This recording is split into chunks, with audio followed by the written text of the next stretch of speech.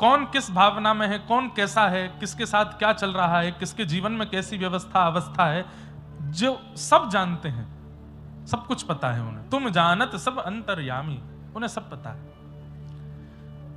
पूज्य पिताजी महाराज भी अपनी कथा में इस बात को कहते हैं, और भी संतजन इस बात को कहते हैं कि ठाकुर जी को बताना नहीं होता कि हमारे जीवन में ये चल रहा है नाथ। अब लोग काली माता के दर्शन करने जाते हैं, 90% लोग वहां अपनी अवस्था बता करके आते हैं कि हे मैया हमारे जीवन में ये चल रहा है। उन्हें पता है, उन्हें सब पता है, वे सब जानते हैं। अरे आपके जीवन के रचनाकार ही वही हैं, ठाकुर जी ने ही संरचना की है आपके संपूर्ण जीवन की, उन्हें सब पता है।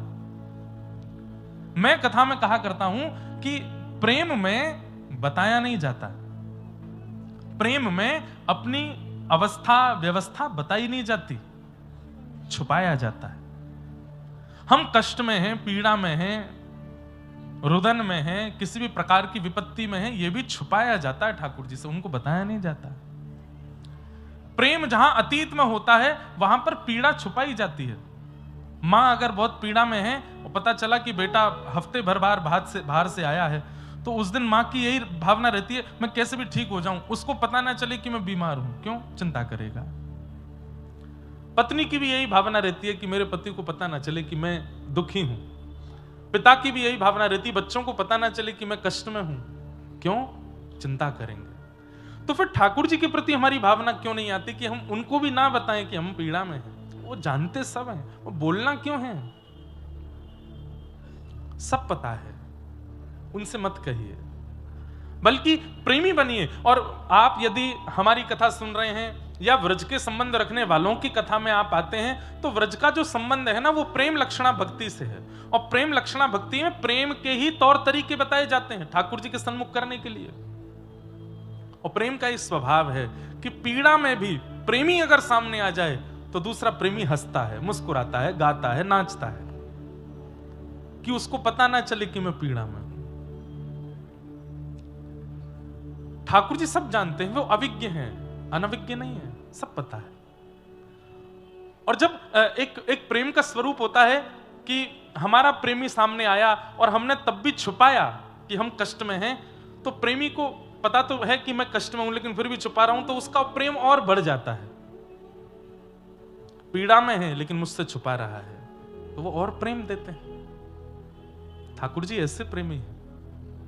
इसलिए एक नियम बना लीजिए कि आज के बाद, अब तो देखो आधे से ज्यादा जीवन तो कई लोगों का निकल गया, कई लोग अभी बढ़ रहे हैं आगे, अब क्यों बताना ठाकुर जी को? बहुत बता लिया ठाकुर जी को, अब मत बताइए। अब बस ठाकुर जी से कहिए नाथ जैसे भी हैं प्रसन्न हैं, आनंद में। ठीक है, जीवन में उतार चढ़ाव तो सबके लगे रहते हैं। स्वामी विवेकानंद आपके बंगाल की भूमि से पूरे विश्व को ज्ञान दिया। वो कहते हैं अगर एक भी दिन आपका बिना चैलेंज के निकलता है तो इसका मतलब आप जी ही नहीं रहे हो, आप कुछ अच्छा कर नहीं रहे हो। हर दिन आपका बहुत स्मूथ हो गया है, बहुत इजीली आप चले जाते हो, कहीं भी कुछ भी कर लेते हो, तो इसका मतलब है कि आप जी नहीं रहे हो। पर हर दिन एक टास्क है, हर दिन एक पीड़ा है, हर दिन एक संकट सामने आके खड़ा हो जाता है और आप उससे जूझते हो, तो समझो कि आप जी रहे हो, आप कुछ कर रहे हो।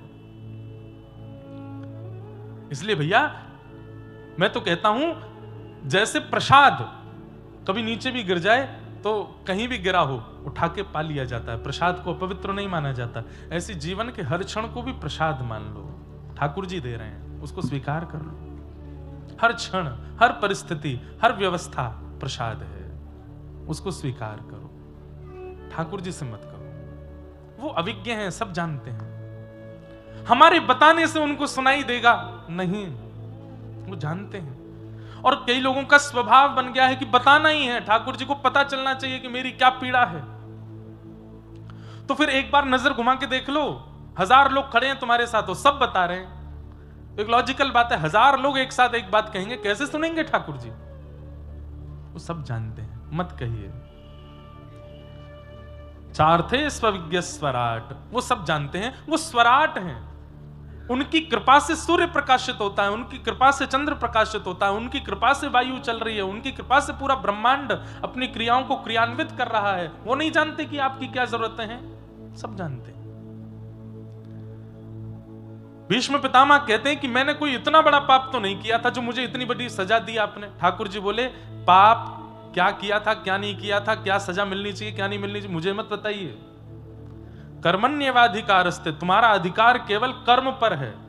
मां फलेषु कदाचन, फल पर तुम्हारा अधिकार नहीं है, वो तो मेरा अधिकार है कि मैं क्या दूंगा, कब दूंगा, कैसे दूंगा। इसलिए उसमें ज्यादा चिंता मत करो। हम लोगों की रुकावट का और हम लोगों की चिंता का कारण क्या है कि हम कर्म पर ध्यान ना देके फल पर ज्यादा ध्यान देते हैं। कर्म पर ध्यान ना दे करके, कर्म को व्यवस्थित ना करके फल की चिंता ज्यादा करते हैं। ठाकुर जी कहते हैं वो मेरी चिंता का विषय है, मुझे करने दो, तुम बस अपनी क्रिया करो, अपने कर्म को संवारते चलो। बंधुओं, अच्छा करने के बाद भी अच्छा ना मिले, अच्छा करने के बाद भी अच्छा ना मिले, तो भी मन में रिग्रेट नहीं होगा कि मैंने बुरा किया था। नहीं, अच्छा ही किया था, नहीं मिला कोई बात नहीं, मिल जाए तो ठाकुर जी की कृपा। ये सुनना बहुत आसान लगता है पर जीना बहुत मुश्किल है। और जब से सोशल मीडिया का टाइम आया है तब से तो नेगेटिविटी तो इतनी ज्यादा लोगों में भरी पड़ी है, वो अब निकल निकल के आ रही है। मुझे कहना नहीं चाहिए पर मुझे बहुत कष्ट होता है। आज सनातन धर्म के बड़े बड़े संत जन, बड़े बड़े ऋषि जन केवल एक दूसरे से लड़ने में लगे, और आमने सामने नहीं लड़ते। आमने सामने एक दूसरे के पांव छुएंगे, एक दूसरे को गले से लगाएंगे। मेरी बात बहुत ध्यान से सुनिएगा। पिछले 2 सालों के अंदर युवाओं में भक्ति जागृत हो रही है। पिछले 2 सालों में, अभी ताली नहीं बजाओ, अभी नहीं बजाओ, ताली बजाने वाली बात ही नहीं कर रहा मैं, ये चिंता वाली बात कर रहा हूं। पिछले 1.5-2 वर्षों में युवाओं में भक्ति जागृत हो रही है। न्यू ईयर पर गोवा खाली पड़े हैं, न्यू ईयर पर मनाली कोई नहीं जा रहा है, और वृंदावन में तिल रखने की जगह नहीं मिल रही है, जगन्नाथपुरी में होटल खाली नहीं मिल रहे हैं, द्वारिका में गाड़ियों की लंबी कतार लगी है। क्यों? सब जा रहे हैं। कोई कहता है कि अरे फोटो खिंचवाने जाते हैं, आजकल भक्ति ट्रेंडिंग। अरे मैं कह रहा हूं चल तो रही है ना ट्रेंडिंग, कम से कम वो फोटो खिंचवाने ही जा रहे हैं, जा तो रहे हैं ना। हम ही लोग कथाओं में कहते हैं, हम ही लोग अपने मंचों से कहते हैं कि सन्मुख होए जीव मोहे जब ही। ठाकुर जी कह रहे हैं जैसे ही जीव मेरे सन्मुख आता है मैं उसके सारे विषाद दूर कर देता हूं, उसको स्वीकार कर लेता। अरे वो जा तो रहा है ठाकुर जी के सामने। जैसे तैसे बड़ी मुश्किलों से युवाओं में भक्ति जागृत हो रही है, और यहां पर फिर ये नेगेटिविटी शुरू हो जा रही है। आपस में लड़ रहे हैं, झगड़ रहे हैं, एक दूसरे के प्रति गलत गलत बातें कह रहे हैं। कभी किसी कथावाचक को छोटा बता रहे हैं, किसी को बड़ा बता रहे हैं, किसी के जीवन पर कुछ कह रहे हैं, कहीं कुछ डाल रहे हैं। ये सब बहुत गलत है। और फिर वही दिन आ जाएगा कि यही युवा वापस यू टर्न ले लेगा, नहीं जाएंगे मंदिरों में, खाली पड़े रह जाएंगे मंदिर, नहीं जाएगा कोई भक्ति तीर्थ धामों में, और फिर कहेंगे कि घनघोर कलिकाल आ गया है। पबों में जाते हैं, उल्टे सीधे काम करते हैं, ऐसा क्रिया करते हैं। नहीं मानेंगे, फिर भी हमें पता है ये लड़ाई झगड़े चलते ही रहेंगे। और अब इस वर्ष से तो बहुत ज्यादा ही होने लगा है। अभी वर्ष का प्रारंभ नहीं हुआ, इतना सब कुछ चल रहा है, और जहां देखो वहां बस केवल धार्मिकों में लड़ाई चल रही है, संप्रदायों में विभाजन चल रहा है। ये बड़े हैं, ये छोटे हैं, इन्होंने ऐसा किया, इन्होंने वैसा किया, इन्होंने ऐसा कर दिया, अरे ये नियम का पालन नहीं करते, ये कहां लिखा है, ये कौन से ग्रंथ की बात है। ये कलयुग में इन सब से कुछ नहीं होने वाला है। इसलिए हम ज्यादा लोगों को तो नहीं समझाते, क्योंकि मैं ही फिर कटघरे में खड़ा हो जाऊंगा। आज तो ये बता, मैं हम तू बहुत बड़ा बनना है, हमको समझा रहा है, आपको तो हम बोल सकते हैं। जीवन के 4 दिन बचे हैं भैया, हमारे आपके कब प्राण चले जाएं कोई पता नहीं है। जितना हो सके हरेर नाम हरेर नाम हरेर नाम एव केवलम कलौ नास्त्यैव नास्त्यैव नास्त्यैव गतिरन्यथा। श्रीमन चैतन्य महाप्रभु ने द्वार द्वार जाकर के नाम बुलवाया, क्योंकि ये नाम ही कल्याण करेगा। यहां पर विवाद छिड़ रहे हैं, विषाद छिड़ रहे हैं, आपस में लड़ झगड़ रहे हैं। आप लोग अपने काम पर ध्यान रखो। आपका काम क्या है? ठाकुर जी को भजो, ठाकुर जी को रटो, सेवा करो, अपने जीवन को सार्थक बनाओ। ये जो चल रहा है संसार में, अब इनको तो हम ज्यादा कुछ कह नहीं सकते, करने दीजिए। कटाक्ष में, विभाजन में, नीचा दिखाने में, छोटा दिखाने में, नेगेटिव बातें बोलने में लोगों को क्षण भर लगता है। और अब तो क्या बोलते हैं उसको, फ्रीडम ऑफ स्पीच मिल गई है सबको, सबको बोलने का एक। अरे कलयुग में ब्रह्मास्त्र नहीं चलते, कलयुग में पाशुपतास्त्र नहीं चलते, कलयुग में ये इंटरनेट अस्त्र चल गया है। कहीं से कोई भी कुछ भी बोल के कुछ भी किसी के बारे में कटाक्ष कर देता है, और इससे फिर लोग भ्रमित होते हैं। लोगों के मन में आता है ये आपस में खुद ही लड़ रहे हैं, हम क्या भजन करेंगे फिर।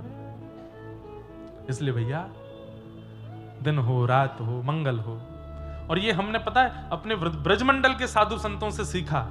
हमारे ब्रजमंडल के साधु ऐसे हैं, लोग उनके बारे में भी बहुत कुछ बोलते, पर वो अपने भजन पर ध्यान देते हैं और नित्य प्रणाम के योग्य हैं, नित्य वंदन के योग्य हैं हमारे परम पूजनीय श्री प्रेमानंद जी महाराज। आज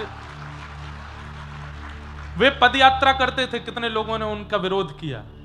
वे सुबह सुबह 2:30 बजे उठ करके, वो आप लोगों के लिए नहीं, जब वहां 5 लोग भी नहीं होते थे मार्ग पर, तब भी वो इतने बजे ही निकलते थे। तब भीड़ नहीं होती थी इतनी। अब भीड़ हो गई तो लोगों ने फिर उसको भी प्रोपेगेंडा बना करके उनके बारे में भी बोलने लगे, उनको कटाक्ष करने लगे, उनके वक्तव्यों पर भेदन और शास्त्रीय प्रमाण कहां है, ये कैसे बोल सकते हैं, ये ऐसे करते हैं, अपने को पुजवाने के लिए कर रहे हैं ये। अरे आप ये तो विचार कीजिए कि उनके कारण आज कितने लोग श्री राधा वल्लभ जी के सन्मुख हो गए, उनके कारण कितने लोग वृंदावन आ गए, जो वृंदावन कभी पहुंच नहीं पा रहे थे। ऐसे बड़े बड़े आधुनिकताओं को प्राप्त करने वाले, चाहे वो खेल जगत के लोग हों, चाहे वो सिनेमा जगत के लोग हों, चाहे वो किसी क्षेत्र के लोग हों, सबको खींच करके ले आए, घुटनों पर बैठा दिया, सर झुकवा दिया व्रज की रज में। लेकिन ये संसार है, यहां पर आपने अच्छे 4 काम किए, उसको आदमी एक बार में भूल जाता है। आपने एक कुछ ऐसा गड़बड़ कर, और गड़बड़ किया भी नहीं, किसी ने उसको गड़बड़ बता दिया तो 5 लोग विश्वास भी कर ले, तो हाँ सही कह रहा है, गड़बड़ ही है। तो फिर हम में और भक्तों में, हम में और राक्षसों में अंतर कहां रह गया? हम भी तो वही हो गए। मर्यादा पुरुषोत्तम राम जी हैं, वन में पिता की आज्ञा से निकले हैं, लेकिन रावण को उनमें भी दोष दिख रहा है। ऐसे परम सुकुमार, ऐसे परम कोमल, परम सुंदर श्री राघव जी में भी रावण को दोष दिख रहा है। इससे क्या सिद्ध होता है कि दोष दृष्टि देखना, दोष दृष्टि रखना ही राक्षसत्व है।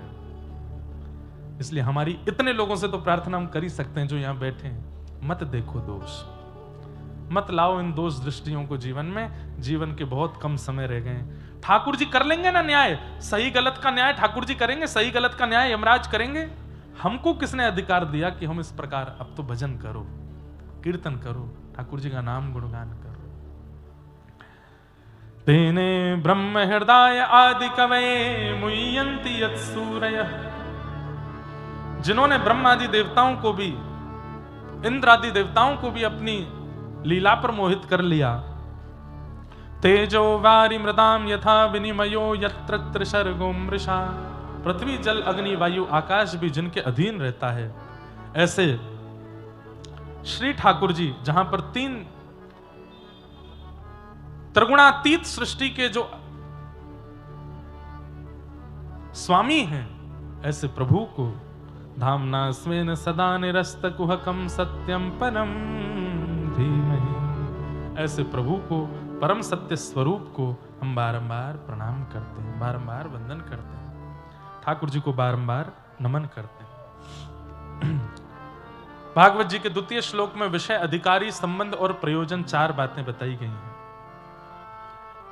धर्म प्रोजित कई तवोत्र परमो निर्मत्सराणां सदा, वैद्यं वास्तवमत्र वस्तु शिवतं तापत्रयोन्मूलनम्। श्रीमद्भागवते महामुनि कृते किं वा परैरीश्वरः, सद्यो हृदयवरुध्यते त्रिकृतिभिः शुश्रूषुभिस्तत्क्षणा। सब लोग बैठ जाओ और ध्यान से सुनो। विषय, अधिकारी, संबंध और प्रयोजन, ये 4 बातें। सन्मुख वाले जो लोग हैं, जो बिल्कुल व्यासपीठ के सन्मुख रहते हैं, उनको आना और जाना तब करना चाहिए जब कीर्तन संकीर्तन हो, कथा के बीच में नहीं उठा कर।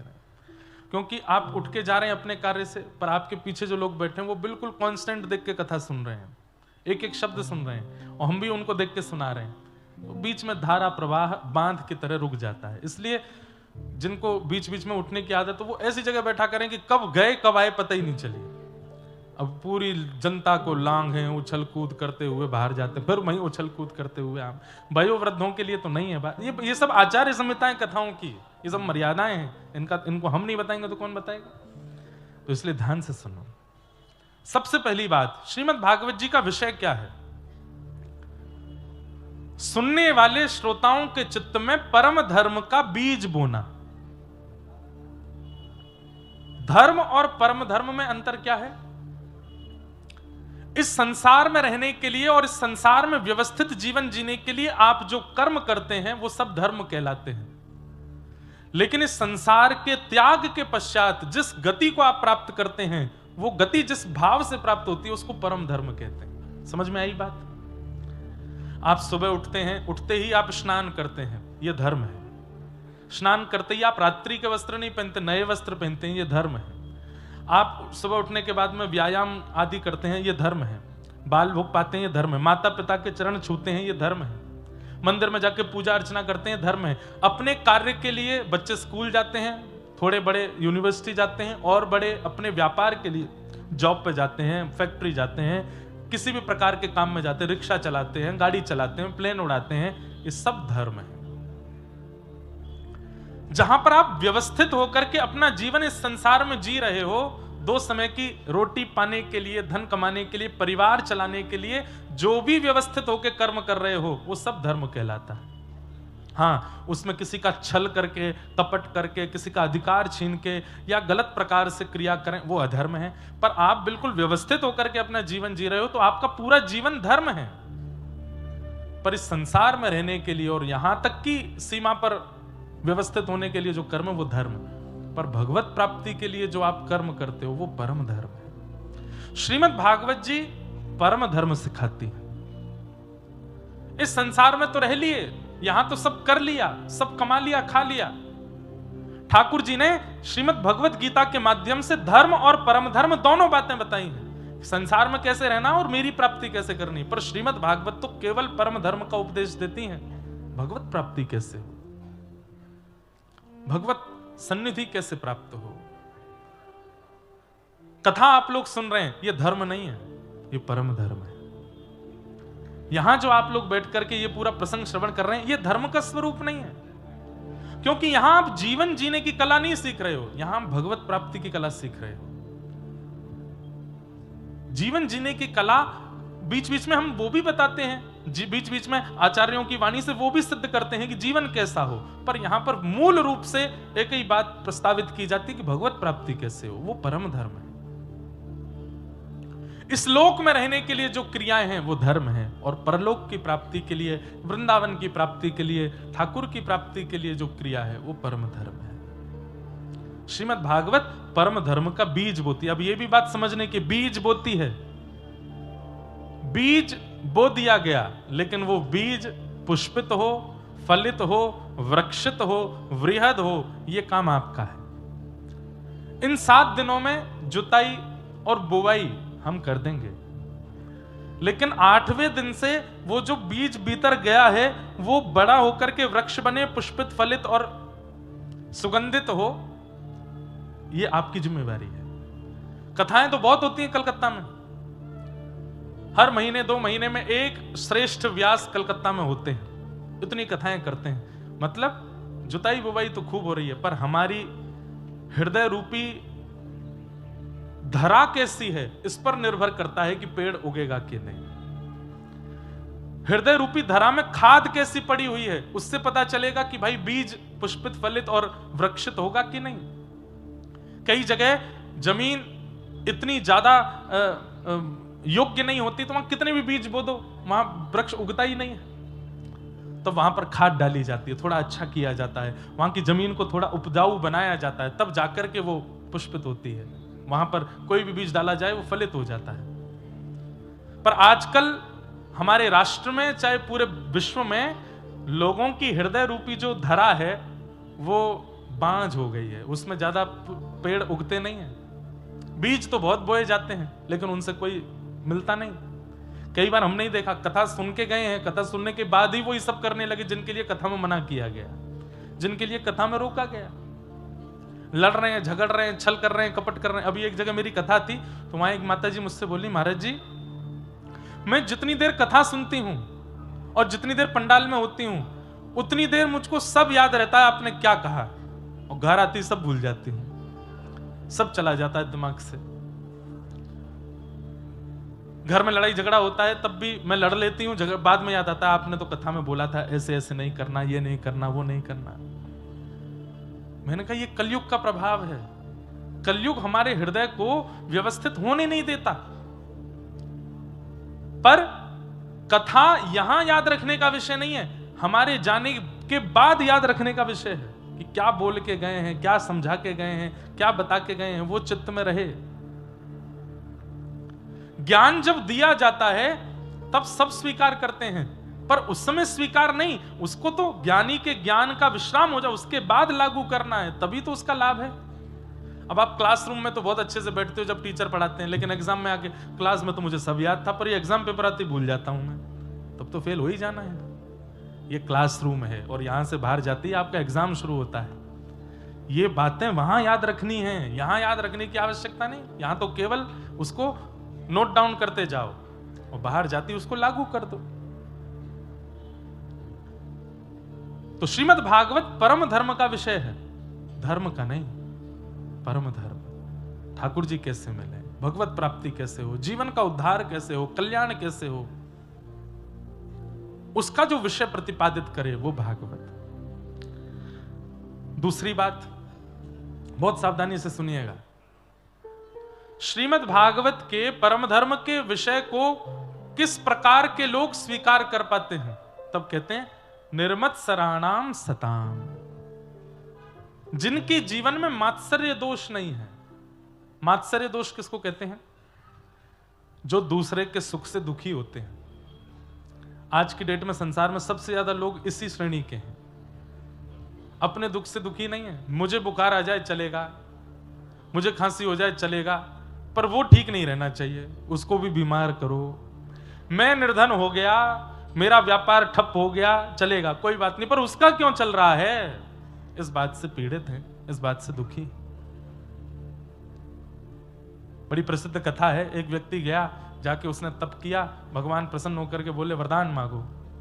बोले प्रभु एक वरदान दे दो, मैं जो चाहूं मुझे मिल जाया करे। ठाकुर जी बोले ऐसे वरदान देने हमने बंद कर दिए। क्यों? बोले भस्मासुर आया था और उसने मांगा मैं जिसके सिर पे हाथ धरूं वो भस्म हो जाए। शंकर जी ने वरदान दिया, शंकर जी के पीछे भागा, तो तुमको ही भस्म करूंगा मैं। ये सब वरदान नहीं देने हमको। तो प्रभु मैंने तप किया, थोड़ा तो कुछ दो। बोले कुछ और मांगो। बोले नहीं चाहिए यही, मैं जो चाहूं मुझे मिले। तो ठाकुर जी बोले कलयुग का जीव है, चल तूने जो मांगा तुझे देंगे, लेकिन तरीका हमारा होगा। बोले क्या? तू जो चाहेगा तुझे मिलेगा, पड़ोसी को दुगना मिलेगा। ये कोई बात नहीं होती। बोले यही बात है भाई, अब तू जो चाहेगा तुझे मिलेगा, लेकिन तेरे सामने वाले को तुझसे दुगना मिलेगा। जा। आ गया, बढ़िया मेरा बंगलो बन जाए कोलकाता में, और उसका तो एक बना, पड़ोसी के दो बने, दो दो बने। उसने कहा बढ़िया बने तो पड़ोसी को बहुत ही बढ़िया बना। कोई बात नहीं, तब तक भी सहता रहा। मेरे पास एक बढ़िया लग्जरी कार हो जाए, तेरे पे एक हुई, पड़ोसी पे दो आ गए। मेरा 10-15 करोड़ का टर्नओवर हो जाए, 100 करोड़ का टर्नओवर हो जाए, पड़ोसी का और दुगना हो गया। एक सुंदर सी कन्या से मेरा ब्याह हो जाए, पड़ोसी के दो हो गए। मन में विचार करने लगा कि इसके तो मैं जो मांगता हूं सब दुगना मिलता है, तो इसका मतलब तो यह है कि मैं जो भी अच्छा मांगूंगा मुझे थोड़ा मिलेगा, इसको दुगना मिलेगा। लेकिन इसमें यह भी तो होगा कि अगर मैं कोई घाटे की वस्तु मांगूंगा तो मुझे एक होगी, इसको दुगनी होगी। तो चलो अब घाटा मांगते हैं। मेरा आधा घर टूट जाए, और वो आधा घर टूटा उसका पूरा ही टूट गया। मेरे घर के बिल्कुल मुख्य द्वार पर एक बड़ा गड्ढा हो जाए, मेरे तो एक हुआ उसके दो हो गए। मेरी एक आंख फूट जाए, अब मेरी तो एक ही फूटेगी, दोनों से ही अंधा हो जाएगा। ये इस प्रकार की भावना से जो लोग बड़े चिंतित रहते हैं, दिन रात उनकी चिंता ही केवल यह है कि वो श्रेष्ठ क्यों हो रहा है, उसके पास सब कुछ क्यों है, वो मुझसे आगे कैसे निकल गया। ऐसे लोगों को मात्सर्य दोषी कहते हैं। और मात्सर्य दोषी लोग आध्यात्म से दूर रहें, क्योंकि उनको आध्यात्म की चर्चा कभी समझ में नहीं आ सकती। कितनी बड़ी विडंबना की बात है। दोष संसार में अनेक हैं, काम, क्रोध, लोभ, ईर्ष्या, द्वेष, अभिनिवेश, अहंता, ममता, चिंता, इतने सारे दोष हैं संसार में। लेकिन केवल ईर्ष्यालु लोगों को कहा गया कि ये लोग कभी आध्यात्म के पथ पर चल नहीं पाएंगे।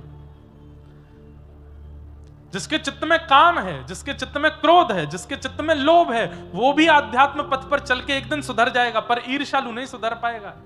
ईर्ष्यालु को बहुत समय लगेगा। और मानो चाहे मत मानो, पर ईर्ष्या सबको होती है, सबके चित्त में होती है। कोई अभिमानवश नहीं कहेंगे हम व्यासपीठ पर बैठ गए कि हमारे चित्त को भगवान ने शुद्ध रखा। ठाकुर जी सदा रखें, पर ईर्ष्यालु बहुत लोगों को होती है। और ये ईर्ष्या भगवत प्राप्ति में सबसे बड़ी बाधा। इतनी बड़ी बाधा काम भी नहीं है, इतनी बड़ी बाधा क्रोध, लोभ भी नहीं है, जितनी बड़ी बाधा ईर्ष्या है। एक प्रकार से अगर मैं कह दूं तो कोई अतिशयोक्ति नहीं, ईर्ष्या एक ऐसा रोग है कि उसके लगते ही काम रोग भी लगता है, क्रोध रोग भी लगता है, बाकी के सारे रोग भी आते हैं। अगर आप सारे रोगों से ग्रसित हो तो इसका मतलब आपके अंदर ईर्ष्या भी है, तभी सारे रोग आए हैं। और ईर्ष्या यदि ठीक हो गई तो धीरे धीरे सारे रोग ठीक होने शुरू हो जाएंगे। काम भी चला जाएगा, लोभ भी चला जाएगा, मोह भी चला जाएगा, चिंता भी चली जाएगी, अहमता भी चली जाएगी। ईर्ष्या को ठीक करो। हम तो कहते हैं कथा में कि जिससे ईर्ष्या होती है उसका चिंतन करो। अभी किससे होती है ईर्ष्या? कलकत्ता में कौन है जिसको देख के आपको अच्छा नहीं लगता? उसका चिंतन कर लो एक क्षण के लिए, और फिर 7 दिन कथा सुनो। 7 दिन बाद फिर से उसको याद करना, और याद नहीं उसके पास ही चले जाना, उसको जाके सामने से देखना। अगर तब भी ईर्ष्या हुई तो फिर एक कथा और सुनो, और तब ईर्ष्या नहीं हो तो समझना कि कथा ने चित्त को परिवर्तित किया। ठाकुर जी ने हमको देख लिया, तभी ईर्ष्या नहीं हो रही है। ईर्ष्या दोष जिसे कहते हैं मात्सर्य, ये मात्सर्य दोष ठाकुर जी को प्रिय नहीं लगता। निर्मत्सराणाम सताम वैद्यं वास्तवमत्रमस्तु शिवदम। आपकी बंगाल की भूमि को जैसे चैतन्य महाप्रभु ने सुशोभित किया, ऐसे ही आपकी बंगाल की भूमि को सुशोभित किया हमारे कविराज, जिन्हें कविराज कह दूं तो कोई अतिशयोक्ति नहीं, बल्कि छोटा है कविराज भी, श्री जयदेव महाप्रभु। वे भी इसी बंगाल की भूमि पर जन्मे, बाद में फिर उड़ीसा जगन्नाथ प्रभु के चरणों में चले गए। अच्छा, जगन्नाथ जी का भी यश गायन करने वाले चाहे चैतन्य महाप्रभु हों चाहे जयदेव महाप्रभु हों, सब आए बंगाल में, बंगाल से गए महाप्रभु जी के पास। जयदेव महाप्रभु जिन्होंने गीत गोविंद रचना की, और गीत गोविंद रचना करने के बाद में महाप्रभु जी को आज तक, मैं एक कथा में कहीं कह रहा था, इतना बड़ा प्रेमी आपने दुनिया में नहीं देखा होगा जितने बड़े प्रेमी हमारे महाप्रभु जगन्नाथ जी। कोई प्रेमी होता है ना, उसके प्रिय प्रेमी ने, प्रेमिका ने या प्रेमी ने उसको कुछ प्रिय वस्तु दी, तो प्रिय वस्तु को वो संभाल के रखता है। कितने दिन संभाल के रखता है? लोग उसको क्या करते हैं, प्रिजर्व करके रख लेते हैं, कहीं बुक के नीचे दबा के रख लेंगे, अलमीरा में बंद कर देंगे, लॉकर में रख देंगे, पर रोज उसको खोल खोल के देखे ऐसा प्रेमी दुनिया में कोई नहीं हुआ। केवल जगन्नाथ महाप्रभु हैं। आज भी 1000 वर्ष हो गए हैं लगभग जयदेव महाप्रभु को आए पृथ्वी पर, आज भी जयदेव महाप्रभु के द्वारा विरचित गीत गोविंद को हृदय से लगा के सोते हैं रात में। आज भी गीत गोविंद का पाठ सुने बिना महाप्रभु जगन्नाथ जी को नींद नहीं आती। अरे कोई हमको रोज दाल भात खिला दे तो हमारा भी 4-5 दिन में मन भर जाएगा। मुझे संदेश बहुत प्रिय लगता है, पर मुझे भी अगर रोज कोई खिलावे, सुबह संदेश, दोपहर में संदेश, रात को संदेश, फिर नाश्ता में संदेश, ब्यारू में संदेश, बाल भोग में संदेश, रात में, अब मैं कहूंगा भाई बस मैं ही संदेश है जाऊंगा थोड़े दिन में। लेकिन जयदेव महाप्रभु के गीत गोविंद को आज भी, और हृदय से तो लगाते हैं, अपने अधर तक लेके आते हैं महाप्रभु जगन्नाथ जी, अपने अधर तक लगाते हैं। जगन्नाथ महाप्रभु सो ही नहीं सकते जब तक गीत गोविंद उनके हृदय से ना लगाया जाए, पूरे तन पर लपेट करके पहनाते हैं। ऐसे जयदेव महाप्रभु की विरचित गीत गोविंद। तो कहते हैं कि उस काल में गीत गोविंद की इतनी प्रसिद्धि हो गई, जहां कहीं भी कोई गीत गोविंद गाता था उसको महाप्रभु जगन्नाथ जी का अनुभव होने लगता था। कोई बंगाल में बैठ करके गीत गोविंद गाने, ये तो आज भी होता है, पर आजकल हमारी अनुभव करने की क्षमता चली गई है। आज भी अगर मैं अब भी गीत गोविंद गाना शुरू करूं व्यास मंच से, महाप्रभु जगन्नाथ जी एक सेकंड के लिए सही इस पंडाल में आ जाएंगे, एक क्षण के लिए आएंगे।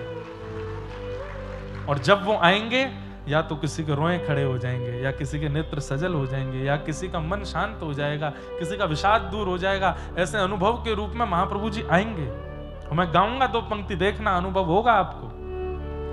लेकिन जब जयदेव महाप्रभु ने गीत गोविंद की रचना की तो किसी ने उनसे भी चिड़न कर ली उस समय पर, क्योंकि जिसको देखो वो गीत गोविंद गा रहा है। तो एक और कवि थे, उन्होंने गीत गोविंद अपना लिखा और उसके नाम गीत गोविंद लिख दिया। और वो पूरी दुनिया से लड़ने लगे इस बात के प्रस्ताव पर, राजा के पास भी पहुंच गए कि इनका गीत गोविंद श्रेष्ठ नहीं है, मेरा श्रेष्ठ है। राजा भी थोड़ा थोड़ा उनके रुझान में आने लगा कि हो सकता है इनका गीत गोविंद अच्छा हो। लेकिन गीत गोविंद किसका अच्छा है ये निर्णय तो महाप्रभु जगन्नाथ करेंगे ना।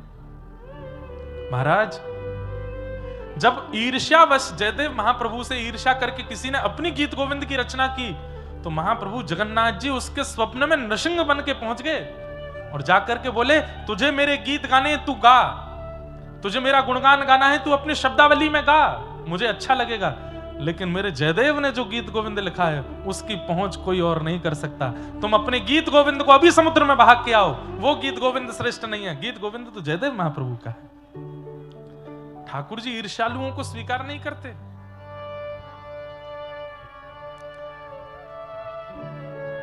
श्रित कमला कुच मंदन धत कुंडल धत कुंडल कलित ललित वनमाल जय जय देव हरे। कलित ललित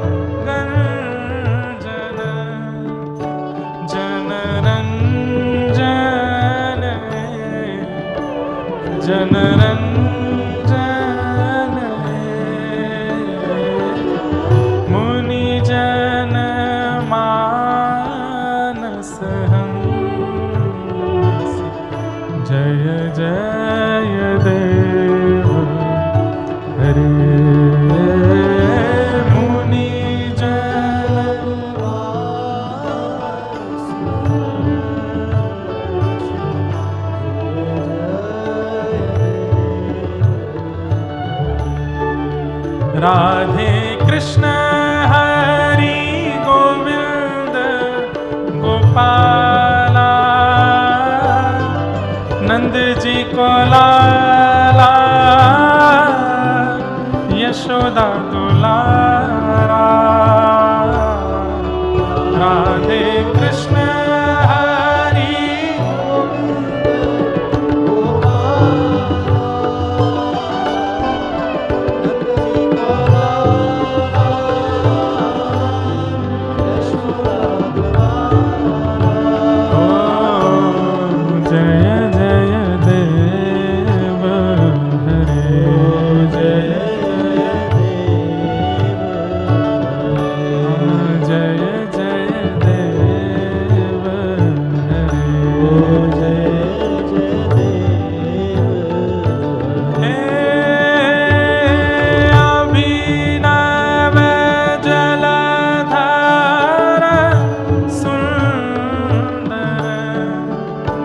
व्रत मंदर व्रत मंदर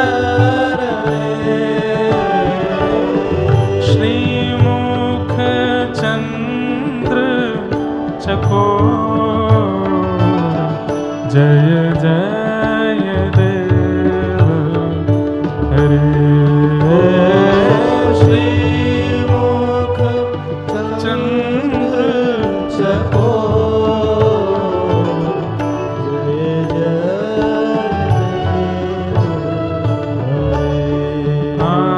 श्री राधा मुख चंद्र चकोर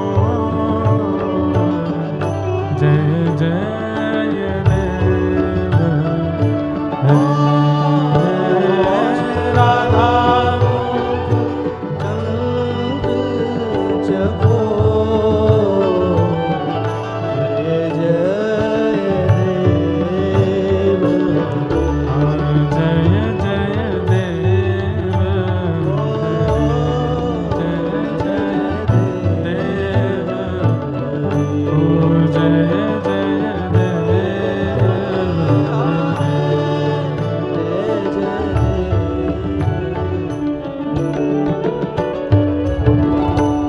हजारों बार गीत गोविंद का पाठ कर चुके हैं, पर आज भी जब गीत गोविंद गाते हैं तो रोंगटे खड़े होते हैं।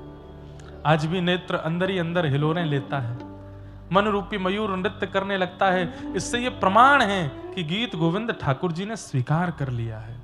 इसलिए जितनी बार उसका आस्वादन करोगे उतनी बार अच्छा। हमने एक बार कथा में एक बात बताई, हमारे व्रज के एक संत हैं, वो नित्य ठाकुर जी के लिए नई नई सामग्री बनाते हैं और सामग्री बना के ठाकुर जी को भोग लगाएंगे। फिर उसके बाद जब सबको बांटते हैं ना, तो ये नहीं कहते कैसो बनो है, या में राम रस कैसो है, या में चीनी कैसी है, गुड़ कैसा है ना। आपको देते समय बोलेंगे पाके बताओ ठाकुर जी ने भोग लगाया कि नहीं। देखो पूछने का तरीका देखो, क्या पूछते हैं। माताएं घर में भोजन बनाती है, बच्चों को पति को पवाएंगे, पूछेंगे बताओ नींबू ठीक है ना, नमक ठीक है ना, मिर्च ज्यादा तो नहीं है, अच्छा बनाया ना, स्वाद अच्छा है ना।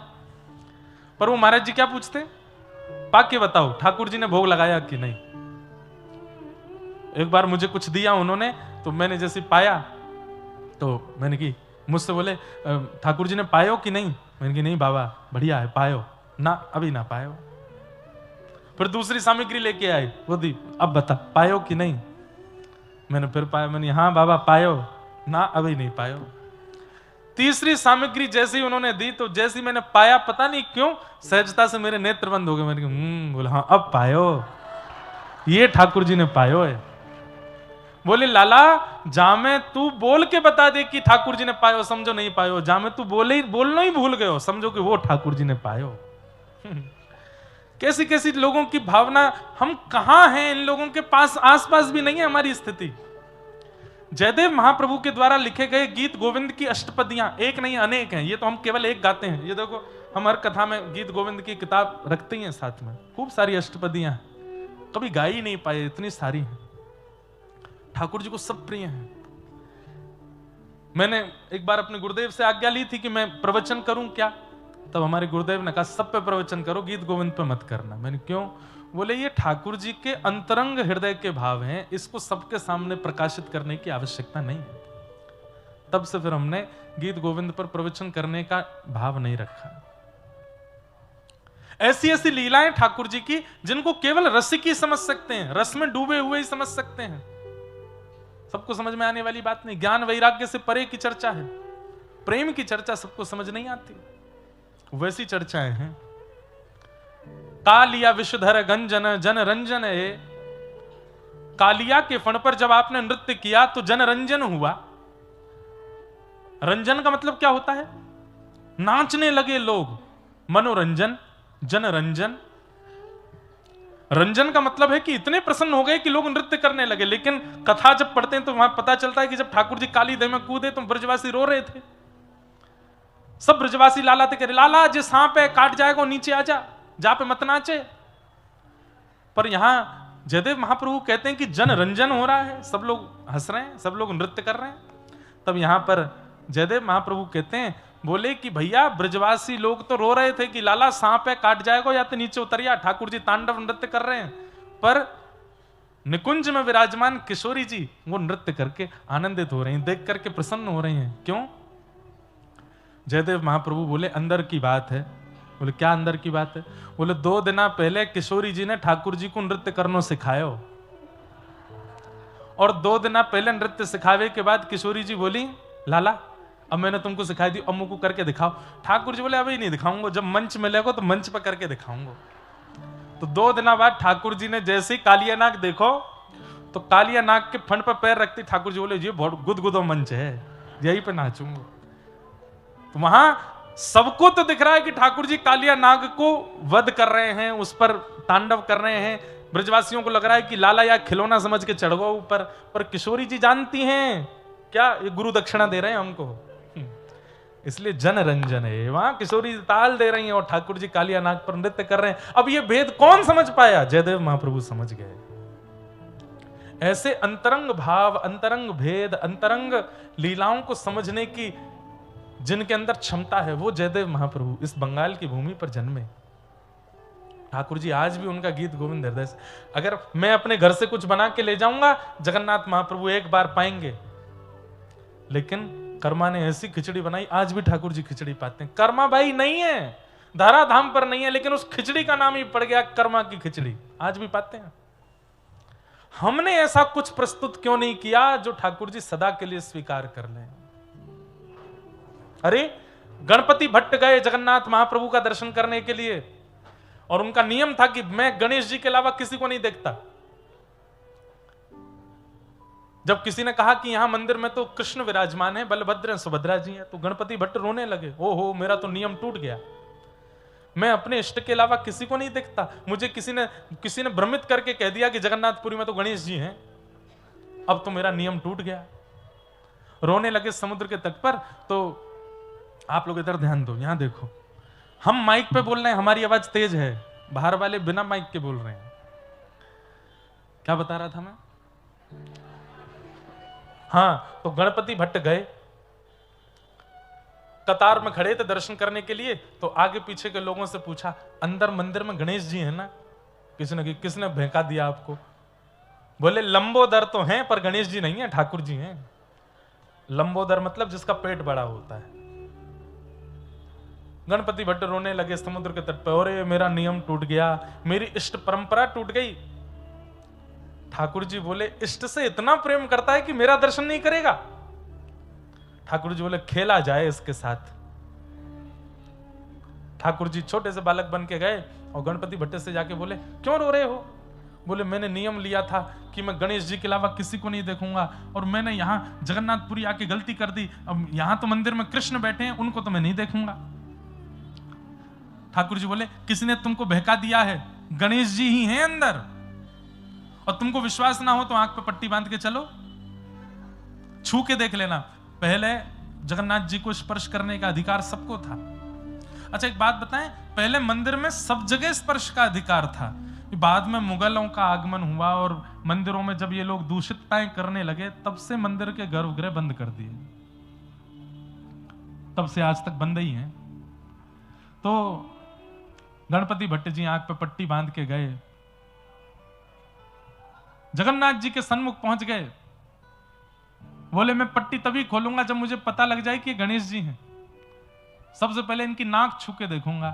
जैसे यहां हाथ रखा, हाथ रखते रखते देखे तो वो तो सूंड जैसा अनुभव हो, अरे ये तो सूंड है, ये तो गणेश जी है। नहीं, एक बार कान और देख लूं, यहां हाथ रखे तो बड़े बड़े कान।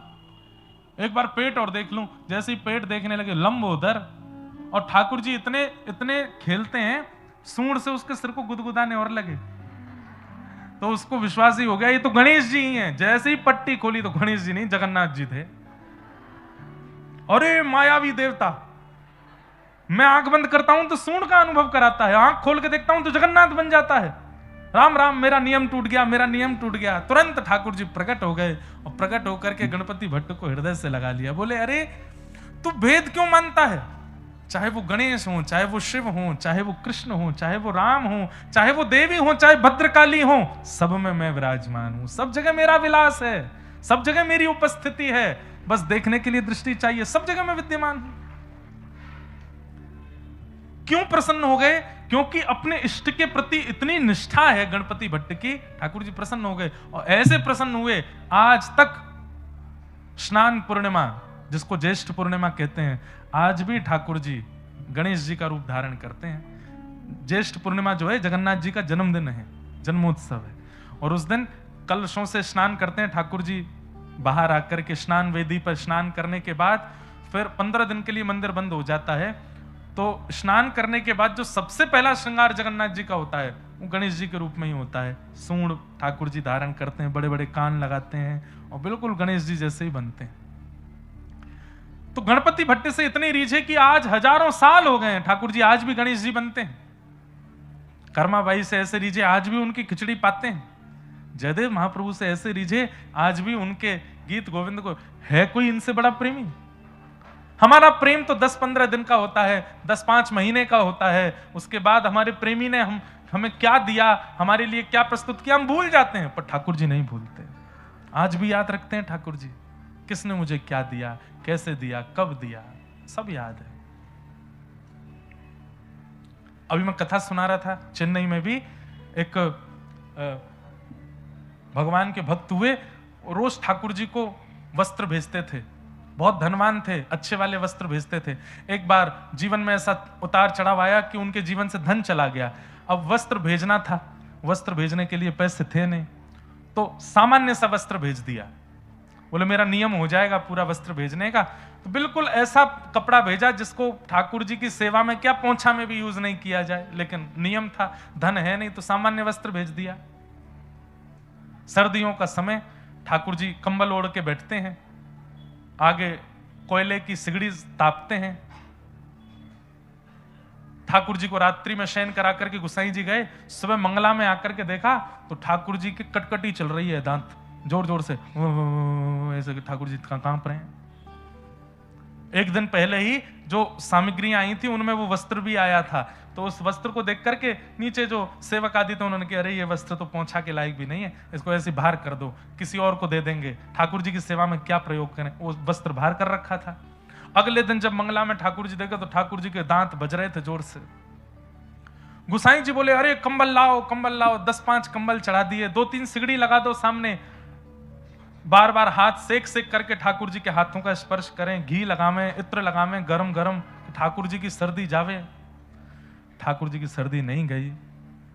जब इतना करने के बाद भी सर्दी नहीं गई तो गुसाई जी समझ गए, बोले ओहो जरूर किसी भक्त ने मन से कुछ भेजा होगा और वो इनको ओढ़ना होगा, किसी ने उसको नहीं दिया होगा, इसीलिए ये नाटक कर रहे हैं ठंड लगने का।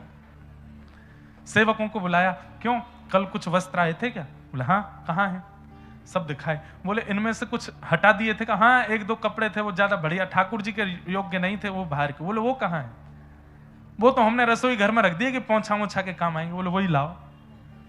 उन कपड़ों को लाए और जैसे ही वो कपड़ा ला करके ठाकुर जी के चरणों पर रखा, इतने में ठाकुर जी बोले मुंह तो पसीना आ रहे हैं बहुत जोरते, सबरे कंबल हटाओ, इस सगड़ी हटाओ सामने से, गर्मी लग रही है बहुत जोरते। क्यों? ठाकुर जी को सर्दी नहीं लगती, ठाकुर जी को गर्मी नहीं लगती, ठाकुर जी को प्रेम लगता है, ठाकुर जी को भाव लगता है, ठाकुर जी को भूख नहीं लगती। उनको आप पवाओगे, आप खिला सकते हो उनको? नहीं, ठाकुर जी को केवल प्रेम चाहिए, केवल भाव चाहिए। और वो प्रेम भाव कैसे भी हमारे चित्त में निर्मित हो जाए और हम उसको प्रस्तुत कर दें उनके आगे, उसके लिए तो हम कथा सुन रहे हैं कि हमारा मन वैसा बन जाए कि हम भी कुछ प्रस्तुत करें, कर्मा जैसा, जयदेव महाप्रभु जैसा, ताकि हमारा भी वो भाव स्वीकार हो।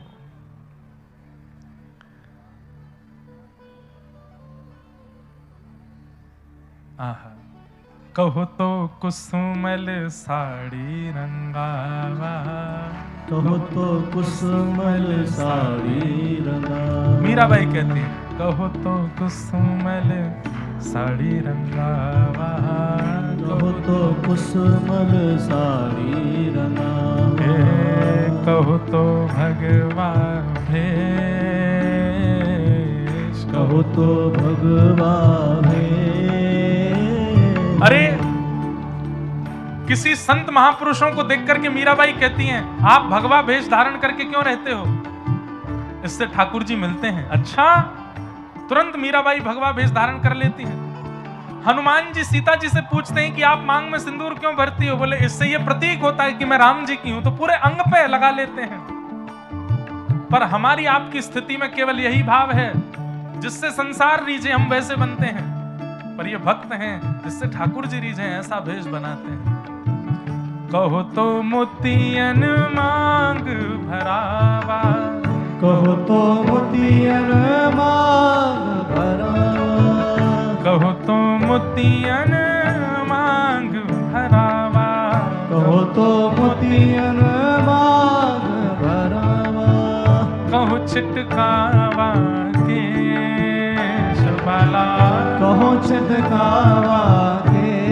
अरे हाँ मैं बैराग होऊंगी, मैं बैराग होंगी, मैं बैराग होऊंगी, मैं बैराग। आइए ओ बाला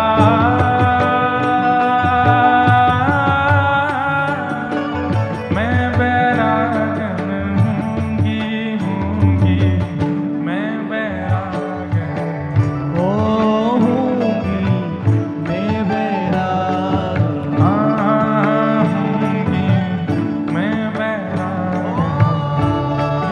होंगी।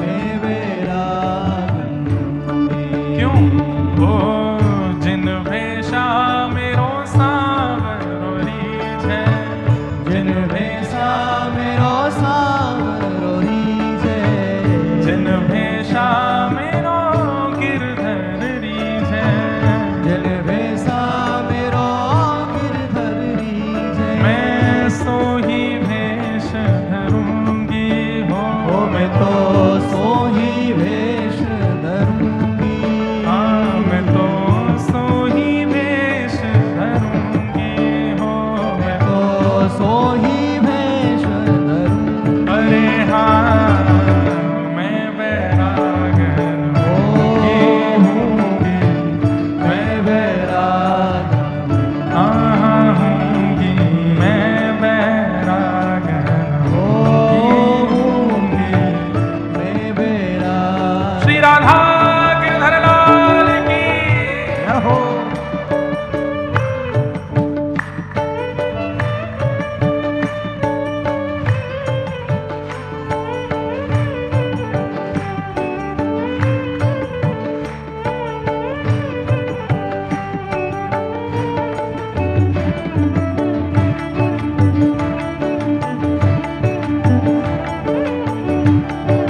श्री जगन्नाथ महाप्रभु की जय हो।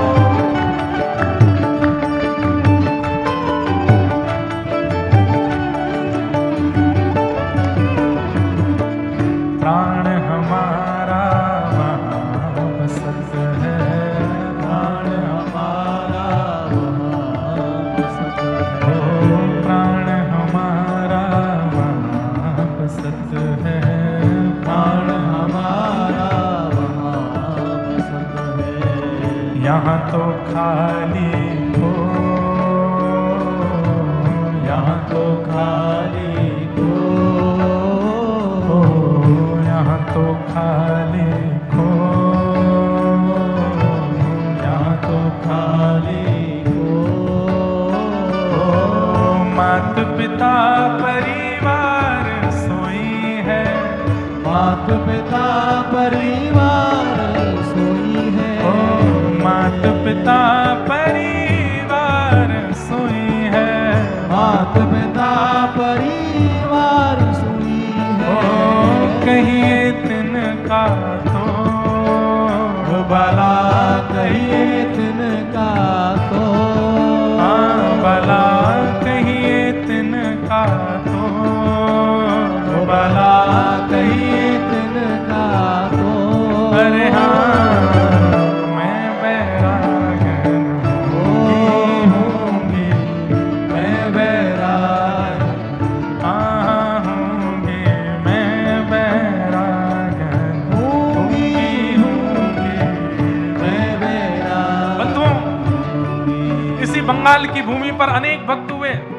उनमें से एक भक्त हुए श्री हरिदास ठाकुर, नामाचार्य हरिदास ठाकुर, जो कि जन्म से हिंदू नहीं थे, मुस्लिम थे। अरे राजा के आदेश पर बीच बाजार में कोड़े बरसाए जा रहे थे उनके ऊपर। क्यों? कि तू काफिरों के देवता का नाम नहीं बोलेगा, तू ये हरि नाम नहीं बोलेगा, हरि बोल नहीं बोलेगा, माथे पर तिलक नहीं लगाएगा। जितने कोड़े मारते थे उतनी तीव्रता से उनके मुख से हरि बोल हरि बोल हरि बोल। और कोड़े मारने के बाद में जो कोड़े मारते थे उनके चरण पकड़ते थे हरिदास ठाकुर और बोलते हैं, मुझे इतना ऊंचा स्वर ठाकुर जी ने दिया, मैंने खूब नाम गाया, पर इतने ऊंचे स्वर में कभी कुटिया में बैठ के नहीं गा पाया जितने ऊंचे स्वर में आज कोड़ों पर गा रहा हूं। धन्यवाद, और बरसाओ ताकि मैं और भाव से गाऊं। क्योंकि वहां पर किसी लोक रंजन की इच्छा नहीं है, अरे स्वयं जीने की भी इच्छा नहीं है। हमारी इच्छा तो केवल एक है। यहां जितने बालक, जितने बड़े लोग तिलक लगाते हैं, कंठी पहनते हैं, एकादशी नियम करते हैं, कथा सुनते हैं, वो सब भुजा उठा करके गाओ, हे जिन भेषा मेरो सावरो रीजे, जिन भेषा मेरो सावरो रीजे, जिन भेषा मेरो सद्गुरु रीजे, जिन भेषा मेरो सद्गुरु रीजे, जिन भेषा श्री वृंदावन रीजे, जिन भेषा श्री वृंदावन जिन भेषा श्री वृंदावन रीजे, जिन भेषा श्री वृंदावन रीजे, मैं सो ही भेष धरूंगी हो, मैं तो सो ही भेष धरूंगी। अरे हाँ, मैं बैरागन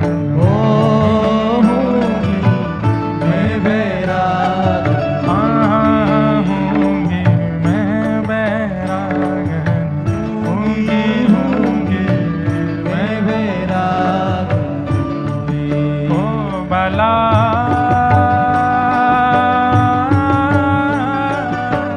मैं बैरागन होंगी, मैं बैरागन होऊंगी, मैं बैरागन होंगी, मैं बैरागन होऊंगी, मैं बैरागन ओ मैंने लियो री गोविंदा मोल रे, मेरे लिए गोविंदा मोर रे, मायरी मायरी ओ मायरी मायरी मायरी मैंने लियो री गोविंदा मोल, मैंने लियो री गोविंदा मोल रे,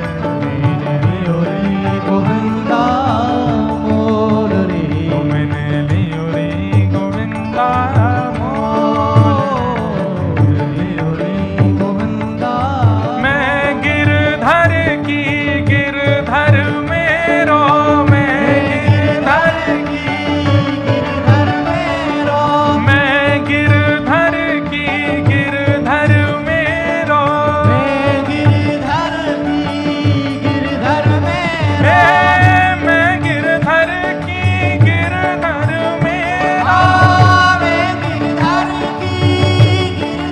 मेरा, मैं गिरधर की गिरधर मेरो, मैं गिरधर की गिरधर मेरा, मैं गिरधर की गिरधर मेरो, मैं गिरधर की गिरधर मेरो, मैं गिरधर की गिरधर मेरो, मैं गिरधर की गिरधर मेरो, मैं गिरधर की गिरधर मेरो, मैं गिरधर की गिरधर मेरो।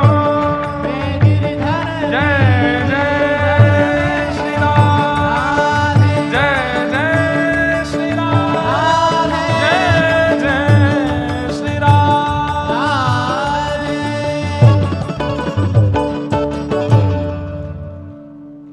जिन भेषा मारो सांवरो रीझे, मैं सो ही भेष धरूंगी। यहां भेष की बात नहीं है, यहां हर भाव की बात है। जिन कर्मों से मेरे ठाकुर जी रीझें, जिस भेष से मेरे ठाकुर जी रीझें, जिस स्वभाव से मेरे ठाकुर जी रीझें, हम वही धारण करेंगे। बंधुओं, समय देखो किसके पास कितना है ये तो पता नहीं। किसी का उद्देश्य बहुत धन कमाना होता है, किसी का उद्देश्य उपलब्धि प्राप्त करना होता है, किसी का उद्देश्य नाम कमाना होता है। भक्ति पथिकों का उद्देश्य केवल और केवल ठाकुर जी के होना है, बस उनके हो जाएं हम, वो कैसे भी हमको स्वीकार कर लें, और उसके लिए जो करना पड़े हम सब करेंगे। जिन भेषा मारो सांवरो रीझे, मैं सो ही भेष धरूंगी बाला, मैं बैराग। और एक बात याद रखना, इस मार्ग पर कठिनाइयां बहुत हैं। पहली कठिनाई परिवार, सब राजी हों ये आवश्यक नहीं है। हो सकता है पत्नी ही विमुख हो जाए, हो सकता है पति विमुख हो जाए, हो सकता है बच्चे आपका मजाक उड़ाने लगे, हो सकता है माता पिता ही आपको मना करने लगे, हो सकता है परिवार के और लोग भी आपके पीछे पड़ जाएं। ये सब क्या करे रहते हो? कई लोग इसी डर से दोनों तरफ रहते हैं, भक्ति भी करते हैं और संसारवाद भी करते हैं, दोनों तरफ पांव लगाए रखते हैं अपने, कि चलो परिवार कुछ कहेगा तो नहीं इस वजह से।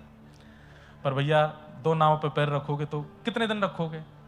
कभी तो धारा ऐसी आएगी कि नाव दोनों अलग होंगी, तो गिरना पड़ेगा, तब एक चूज करना पड़ेगा। अब चूज कर लो। हमें तो लगता है जिस दिन आप कथा में आ गए उसी दिन से ही, उस दिन समझ लीजिए कि अब यही धारा है, इसी को पकड़ लीजिए।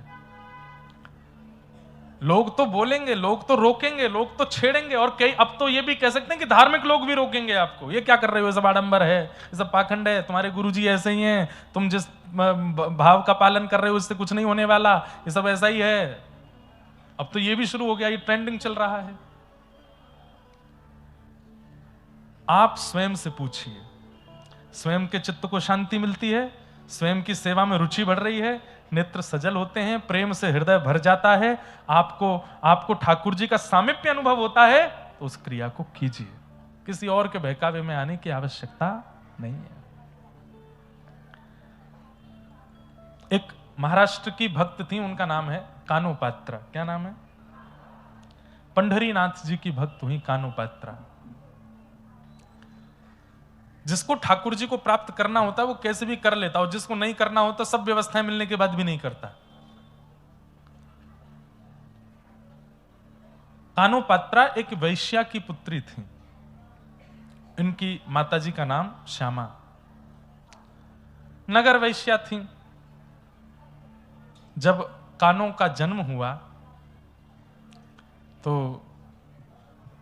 मां के मन में आया कि जो कलंक मुझ पर लगा है वो कलंक कभी मेरी पुत्री पर ना लगे, और इस कलंक के कारण मेरी पुत्री को कोई कष्ट ना दे, ऐसी विचारधारा उनके चित्त में आ गई। बहुत ध्यान से सुनिएगा। लेकिन कई बार ऐसा नहीं होता। अगर माता पिता दोषी होते हैं तो उनके बालकों को भी उसी दोष में ठहरा दिया जाता है। समाज, संसार बहुत खतरनाक है बंधुओं। इन लोगों को चाय के साथ चर्चा करना बहुत अच्छा लगता है, और उस चर्चा का विषय कई बार आप भी बन जाते हैं। आपकी जरा सी भूल एक बार करके देख लो, आप सब लोग भी। कैसे करो? कुछ ऐसा करके देखो, भली नाटक के रूप में करो जिसपे घर वाले थोड़े से चर्चा का विषय बना लें। और इसमें सबसे बढ़िया है कि जो आप काम धंधा करते हो 10-15 दिन के लिए उसको बंद कर दो, कमाई का जरिया रोक दो। कुछ ऐसा करो, फिर देखो चाय की चर्चा पर आप बिस्कुट से ज्यादा आप खाए जाओगे। लोग गाड़ी में सफर पर चर्चा का विषय आप बन जाओगे। लोगों के रास्ते 200-200 किलोमीटर कपार हो जाएंगे, पता ही नहीं चलेगा। आपको बहुत याद करेंगे लोग, हिचकियां आएंगी आपको। तो कानोपात्रा का जन्म हुआ। मां के मन में यह भाव था कि जैसा कलंक मुझ पर है मेरी पुत्री को ना लगे, मेरी पुत्री कम से कम ठाकुर जी की भक्त बने।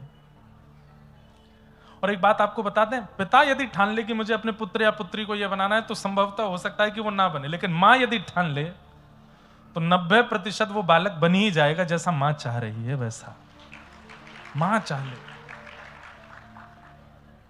तो अधिकतर हमारे समाज में एक भ्रांति आ गई है कि पुत्र के लिए तो माताओं की इच्छा रहती है धनवान बने, इंजीनियर बने, डॉक्टर बने, और क्या कहते हैं खूब धन कमावे, नाम कमावे, यश कमावे। पुत्री के लिए आ जाता है सुशील बने, सौभाग्यवती बने, भक्त बने। इसलिए माताएं ही ज्यादा भक्त होती हैं। इसलिए कथाओं में भी संख्या सबसे ज्यादा माताएं बहनों की होती हैं। क्यों? उनकी माता जी ने भी यही सोचा था कि ये भक्त बने, घर में रहे, ठाकुर जी की सेवा पूजा करे, भोग प्रसाद बनावे, जब ब्याह हो जाए तो ससुराल में जाकर के भी वहां के ठाकुर जी की सेवा आदि करे। माता ही सेवक होती हैं ठाकुर जी की। भाई लोगों के लिए विचार ही नहीं करते, उसके लिए तो धनवान का विचार करते हैं, उसके लिए तो समाज संसार में कमाने वाला बने, वो बन भी जाता है वैसा। तो कानुपात्रा की मां ने सोचा कि मैं तो कलंकिनी हूं, मुझ पे तो कलंक लगा है वैश्या का, मेरी पुत्री पर ना लगे। धीरे धीरे पुत्री बड़ी होने लगी। अब जहां वो रहती थी आसपास भी सब वैश्या ही रहती थी, तो उनको देख करके गाना बजाना भी वो सीख गई। कानुपात्रा गाती भी थी, उनकी तरह नाचती भी थी। तो मां जब आती तो आकर के डांटती, क्या गा रही थी? बोले मैंने सुना।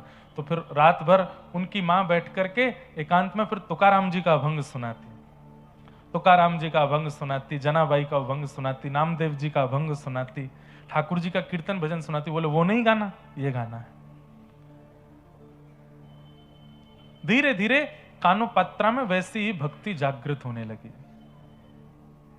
वैसा ही भाव कानुपात्रा के चित्त में आने लगा।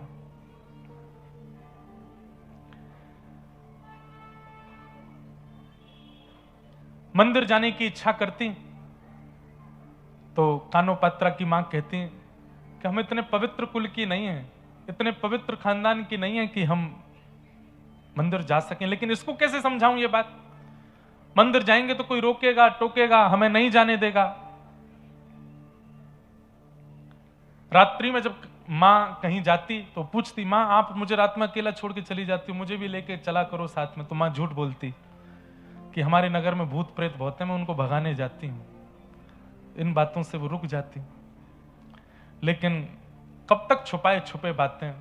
धीरे धीरे कानुपात्रा जब बड़ी हो गई तो उसका भी रूप इतना सुंदर, उनका भी आकर्षण इतना ज्यादा हो गया कि लोग बागों की कुदृष्टि उन पर आने लगी। अब नगर में चर्चे होने लगे, कानुपात्रा बहुत सुंदर है और उससे मिलना है, उसके साथ रहना है, उससे बात करनी है, ऐसी सब चर्चाएं जब मां सुनती तो उसको इतनी घबराहट होती कि मेरी बच्ची इन सब चीजों से दूर रहे। लेकिन लोगों की दृष्टि तक तो ठीक थी बात। एक दिन राजा की दृष्टि पड़ गई, और जब राजा कुछ ठान ले तो फिर प्रजा तो कुछ कर नहीं सकती। मां ने सदा समझाया कि तू केवल विठोबा की है, तू केवल विठ्ठल की है, और कोई तेरा नहीं हो सकता।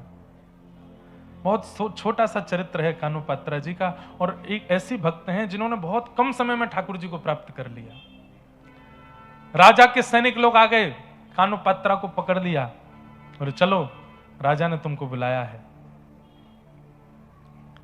कोई अंतिम बात तुमको करनी हो परिवारी जनों से, मां से, तो कर लो, क्योंकि अब तुम वापस नहीं आओगे, अब तुम राज भवन में ही रहोगी, राजा को सुख प्रदान करना है। तो कानुपात्रा से जब पूछा गया कि तुम्हारा अंतिम इच्छा कुछ हो तो बताओ, तो उसने कहा मैंने जीवन भर विठोबा के कीर्तन सुने हैं, जीवन भर विठोबा का केवल नाम सुना है, दर्शन नहीं किया। एक बार मंदिर में आज्ञा लेकर के पुजारियों से कहा, आप तो राजा के सैनिक हैं, आप तो जो चाहे कर सकते हो, जब राजा मुझे बुला ही रहे हैं तो राजा केवल एक प्रस्ताव दे दें, मुझे एक बार विठोबा को देखना है, उनको देख के मैं आ जाऊं। तो मंदिर में प्रवेश वर्जित था, वैश्या की पुत्री है, लेकिन राजा ने आज्ञा कर दी, बोले नहीं इसको दर्शन कराओ, उसके बाद ही हमारी सेवा में रहेगी। तो पुजारी आदियों ने भी फिर आज्ञा दे दी, मंदिर के द्वार खोल दिए और कानुपात्रा गई है पहली बार विठोबा के सामने, कमर पर हाथ धरे ठाकुर जी को आज तक केवल सुना है, लेकिन आज जैसे ही देखा सन्मुख गई, जाकर के कानुपात्रा के नेत्र सजल हो गए, और सजल नेत्रों से ठाकुर जी से कहती है कि नाथ मैं आपकी हो चुकी हूं, बचपन से मैंने आपको अपना मान लिया है, आपने मुझे माना कि नहीं ये मुझे नहीं पता, पर मैं आपको अपना मान चुकी हूं। अब आपके अलावा यदि मेरा कोई स्पर्श भी करे, मेरा कोई वर्ण करे, तो इसमें मेरी कोई लाज नहीं जाएगी, आपकी लाज जाएगी। अरे कोई बहुत बड़ा व्यक्ति यदि सामान्य को अपने जीवन में बुला करके कुछ समय बाद उस सामान्य का त्याग कर दे तो सामान्य पर कुछ नहीं जाएगा, उस बड़े की निंदा होती है। हम सामान्य जीव हैं, हम आपकी शरण में आए हैं, आपके चरण में आए हैं नाथ। मैं आपकी शरणागत हो गई हूं। और सुनिए, मैंने सब जगह फैला दिया है कि मैं आपकी हूं। मैंने नगर नगर में, गांव गांव में जाकर के कह दिया है मैं आपकी हूं। और आपके बाद यदि वो राजा मुझको स्वीकार करेगा तो इसमें आपकी बड़ी निंदा होगी नाथ। अब वो राजा मुझे स्पर्श भी ना कर पाए, ऐसी योजना आप बनाओ। प्रभु जी मोरी क्या बिगड़ेगी, जाएगी लाज तुम्हारी, तुम्हारी जाएगी लाज तुम्हारी। हरि जी मोरी क्या बिगड़ेगी, जाएगी लाज तुम्हारी, तुम्हारी जाएगी लाज तुम्हारी। मुपति पाँच पाँच के तुम पति, सो पति काहे बिसारी। भीष्म द्रोण और कर्ण दुशासन, इन मोरी लाज बिगाड़ी। हरि जी मोरी क्या बिगड़ेगी, जाएगी लाज तुम्हारी, जाएगी लाज तुम्हारी। सूरदास पाछे पछतई हो, आप पीछे पछताओगे जब जब जब मोहे देख उघारी। वैसे तो द्रौपदी के चीर हरण के प्रसंग का पद है, परंतु हर भक्त ठाकुर जी से कह सकता है कि नाथ, यदि ये संसार मुझे अपने चंगुल में फंसा रहा है तो इसमें मेरा कुछ नहीं जाएगा। मैं तो अपने आप को आपके सन्मुख अर्पित कर चुका हूं, अपने आप को आपके हवाले कर चुका हूं। अब आपके हवाले आने के बाद कोई और मुझे स्वीकार करे, इसमें मेरा कुछ नहीं बिगड़ेगा। आप कमजोर हैं, ये पता चलेगा दुनिया को कि आपकी शरणागति प्राप्त करने के बाद भी किसी और के प्रति मेरा मन जा रहा है, कोई और मुझे खींच रहा है। कानोपात्रा ने ठाकुर जी से कह दिया, और यदि आप मुझे स्वीकार नहीं करे हैं तो फिर आप पूरे पंढरपुर में जाके, घर घर में जाके बता दीजिए सबको कि कानोपात्रा को मैंने स्वीकार नहीं किया। लेकिन नाथ, उसमें आपको बहुत श्रम होगा। इतने हजारों घरों में, हर घर में जा जाके आपको बोलना पड़ेगा कि कानोपात्रा मेरी नहीं है, कानोपात्रा मेरी नहीं है। इतनी हजार जगह जाकर के आप श्रमित होंगे, उससे अच्छा तो इस कानों को स्वीकार कर लीजिए ना। ये सामने खड़ी है, द्वार पर खड़ी है आपके, हाथों में हथकड़ियां, पैरों में बेड़ियां, सैनिक तलवार लेकर के खड़े हैं। कानोपात्रा हाथ जोड़ करके ठाकुर जी से कह रही है कि नाथ, मैं आपको मान चुकी हूं अपना, अब आप भी मुझे मान लो। एक क्षण के लिए एक दिव्य तेज प्रकट हुआ, सबके नेत्र बंद हो गए, सब अपनी आंखें छुपाने लगे। और एक क्षण बाद जैसे ही वो तेज विश्राम हुआ, हथकड़ियां रह गईं, बेड़ियां रह गईं, कानोपात्रा अंतर ध्यान हो गई। विठोबा ने अपने भीतर उसको समाविष्ट कर लिया, अंतर ध्यान हो गई, तन पड़ा रह गया वहीं पर और विलीन हो गई ठाकुर जी में।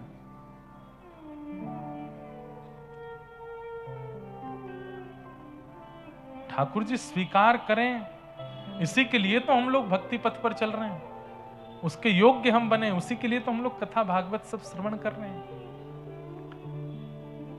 करने की ठान ले कोई मन में तो कर सकता है, हमने ठाना नहीं है अभी। वो डेडिकेशन जैसा होना चाहिए वो आया नहीं है अभी। अरे जिसके अंदर डेडिकेशन हो जाता है वो घर भी इसी भाव से बनाना, घर नहीं बना रहे, निकुंज बना रहे हैं ठाकुर जी का, विवाह नहीं कर रहे हैं, एक सहचरी ला रहे हैं ठाकुर जी की सेवा के लिए। ये संतान उत्पत्ति नहीं हो रही है तो ठाकुर जी की सेवा अधिकारी आ रहे हैं घर में, खाना नहीं बन रहा है, भोग बन रहा है ठाकुर जी के लिए। सजावट घर की नहीं हो रही है, ठाकुर जी के निकुंज की हो रही है। हम कौन हैं? घर के मालिक नहीं है, घर के मालिक ठाकुर जी, हम तो उनके दास हैं, सेवक। हर परिस्थिति, गाड़ी नहीं खरीद रहे हैं, रथ लेकर के आ रहे हैं ठाकुर जी के लिए, कभी कहीं जाना पड़े ठाकुर जी बैठ के जा सके। हर व्यवस्था ठाकुर जी के संबंध की हो जाए हमारे जीवन में, तभी हमारा जीवन सार्थक है।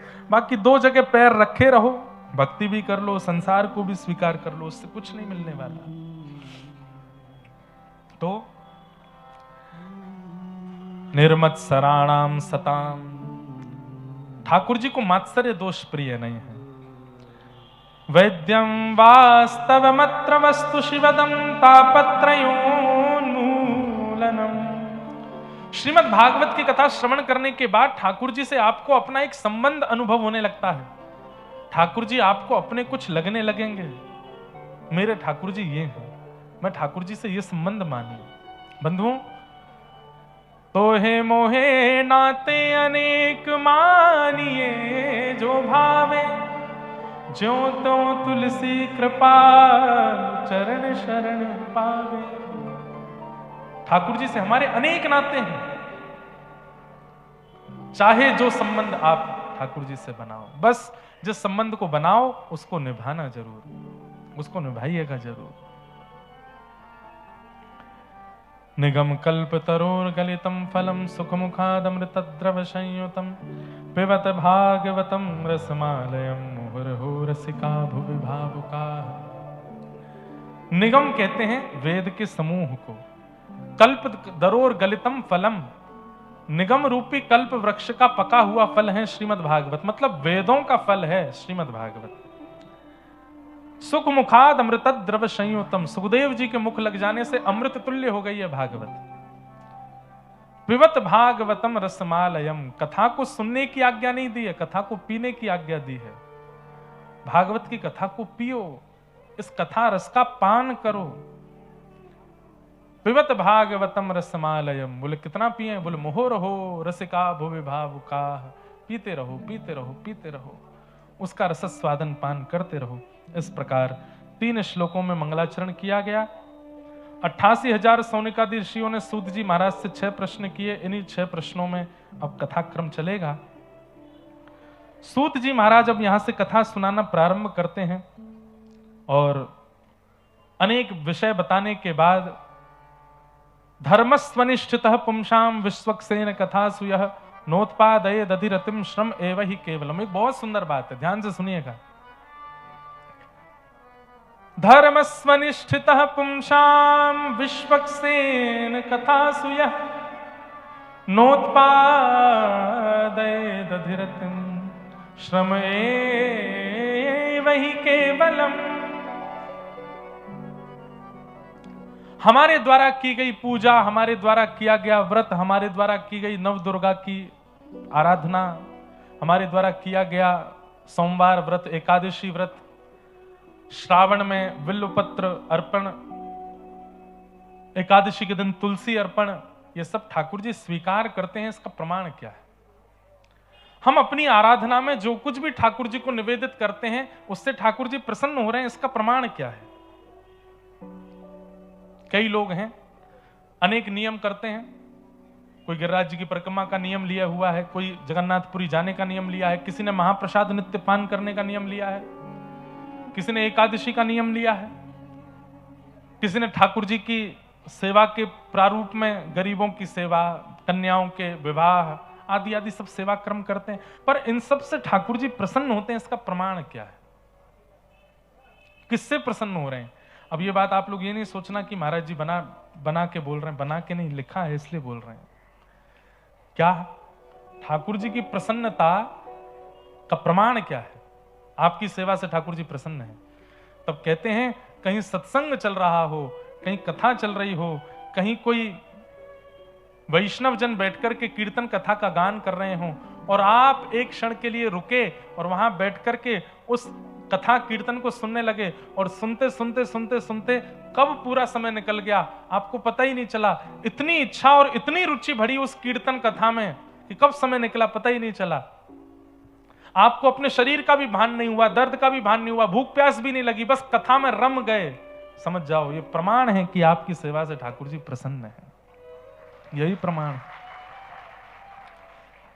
पर हर महीने जगन्नाथपुरी जाते हैं, हर अमावस्या गिरिराज जी की परिक्रमा करते हैं, हर एकादशी पर व्रत करते हैं, पर कथा में बैठे हैं, इधर देख उधर देख, अभी 1 घंटे की और है कथा, तो अभी कब जाएंगे, कब निकलेंगे, कब क्या, वो क्या पहन के आया, उसने क्या किया है, इतना ही इनमें ही दिमाग लगा है। व्यास जी क्या कह रहे हैं, एक शब्द भी समझ में नहीं आ रहा है।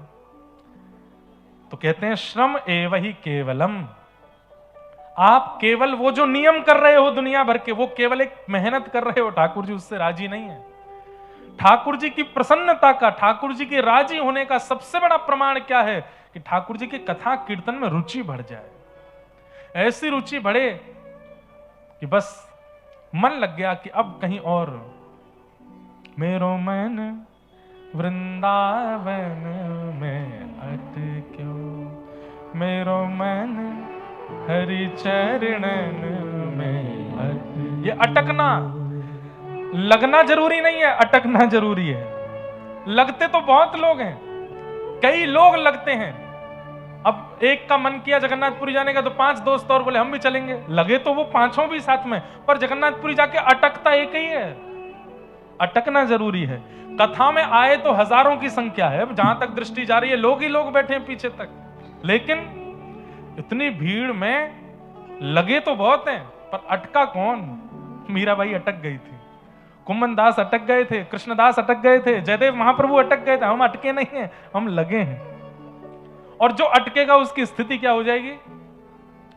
बन के जोगन डोलत ब्रज में, पीवत यमुना जल को, मेरो मन वृंदावन में अटक्यो, मेरो मन हरि चरणन में। अब इसका भी अर्थ लोग ये निकाल लेंगे कि बन के जोगन, बताओ तुम लोग अच्छे खासे घर में रहने वाले लोगों को कह रहे हो जोगन बन जाओ वृंदावन जाके, मैं बैरागन होंगी गा गा करके लोगों को कह रहे हो बैराग्य धारण करो। नहीं, तन से जोगन नहीं बनना, तन से बैरागन नहीं बनना, मन से बनना है। तन से जोगन नहीं बनना। तन से तो खूब कलकत्ता में रहो, खूब चटकदार कपड़े पहनो, 9-9 लाख के हार पहन के घूमो, हाथों में खूब सोने के कड़ूला कंगन पहन के घूमो, पर उनका असर मन पे मत होने दो। खूब 1.5 करोड़ की गाड़ी में चलो, पर उस 1.5 करोड़ की गाड़ी को मन पर, बुद्धि पर हावी मत होने दो। ये है वैराग्य, ये है जोगन बनना। खूब बढ़िया प्रसाद पाओ, पर उस प्रसाद के बिना रह ना सको। खूब बढ़िया रोटी दाल चावल खाओ। अब रोटी दाल चावल ही बोलेंगे, और क्या बनता है आपके कलकत्ता में? हैं, यहाँ तो रसगुल्ला ही है, रसगुल्ला है, और कुछ चाट वाट बनती है, हैं? ओहो, पुचका, पानी पूरी, हमारे यहाँ जिसको पानी पूरी बोलते हैं। अटके नहीं हो भैया, अभी भी लगे हो। अटके होते तो याद ही नहीं आता पुचका। अब देखना, इतने हजारों में से 2-4 तो कथा सुनते ही सीधे पुचका खाने ही जाएंगे। आ गए हो मुंह में चटपटो पानी। पुचका, ये कोई शब्द है? पुचका। हमारे यहां बोलते हैं पानी पूरी, कहीं बोलते हैं पानी के बतासे, कहीं बोलते हैं क्या हैं? गोलगप्पा हैं? गोलगप्पा गोलगप्पा। हाँ, गोलगप्पा खाए जो है जाए गोलगप्पा। हमारे यहां बोलते टिकिया, ब्रज में बोलते हैं टिकिया। अलग अलग नाम है। नहीं अटकोगे भैया, तुम तो लगे ही ठीक हो। 1000 नाम तो आपको पता है। तो क्या बता रहा था मैं? तो जोगन और वैरागन का मतलब ये नहीं है कि आप सब छोड़ छाड़ करके शरीर से भी वही बन जाओ। नहीं, सबके बीच रहो, पर मन पे हावी मत होने दो। जोगन और वैरागन कौन है कि जीव की इच्छा तो हुई कि पानी पूरी खानी है, पुचका खाना है, पर तुरंत सोचा, हे जीव, मैं तेरी दासी थोड़ी हूं, चल घर में भिंडी बनी खा। तुरंत भिंडी खा के जीव को शांत कर ले। ये वैरागन है। आप हंसो नहीं, ये वास्तविकता बता रहे हैं। मन को एकाग्र करने का ये तरीका है, मन को संभालने का ये तरीका है कि मन जो मांगे उससे विपरीत दो उसको। मन की इच्छा हो गई हमको ये पीना है, तो उसको पिलाइए मत, क्योंकि जैसे ही पीने की इच्छा हुई और आपने उसको पिलाया तो मन क्या समझ जाता है कि ये मेरा दास है, मैं जो कहता हूं ये मुझे तुरंत देता है, और फिर मन उसी चीज में आपको रमाए रखता है, लगाए रखता है। मन की तरंग मार लो बस हो गया भजन। देखो कितने अच्छे शब्द हैं। आदत बुरी सुधार लो, आदत बुरी सुधार लो, बस हो गया भजन। अगर कोई कथा में बैठा है, बीड़ी पीता है, तंबाकू खाता है, कुछ भी उल्टा सीधा खान पान सेवन करता है, अभी बोल दे बस आज से छोड़ दिया, अरे महाराज एक साथ 1000, 2000, 5000 गिरिराज जी की परिक्रमा का फल मिल जाएगा उसको, जैसे ही वो अपनी बुरी आदतों को सुधारने का नियम ले लेता है। ठाकुर जी उसको कंठ से लगा लेते हैं, वाह भैया तेने सुधारने को प्रण ले लियो अपने आप पे। कोई तुम्हें बुरा कहे सुनकर करो क्षमा, कोई तुम्हें बुरा कहे सुनकर करो क्षमा। गा तो सब रहे हैं लेकिन क्षमा करता कोई नहीं है। देख लूंगा तुझे, तू कथा से बाहर मिल मुझको, तेने आगे नहीं बैठने दिया मुझको, तुझे बताऊंगा मैं। तू कथा हो जाने दे, 7 दिन बाद मुझे दिख जाइयो लेक टाउन में, अगर कहीं देखा तो तू देखना, बुला ला चाहे जिसमें ताकत हो। हम ऐसे हैं। पर भक्त का नियम कैसा है? कोई तुम्हें बुरा कहे सुनकर करो क्षमा, कोई तुम्हें बुरा कहे सुनकर करो क्षमा। अपनी वाणी का स्वर संभाल लो, बस हो गया भजन। अपनी वाणी का स्वर संभाल लो, बस हो गया भजन। हो मन की तरंग मार लो, बस हो गया भजन। हो मन की तरंग मार लो, बस हो गया भजन।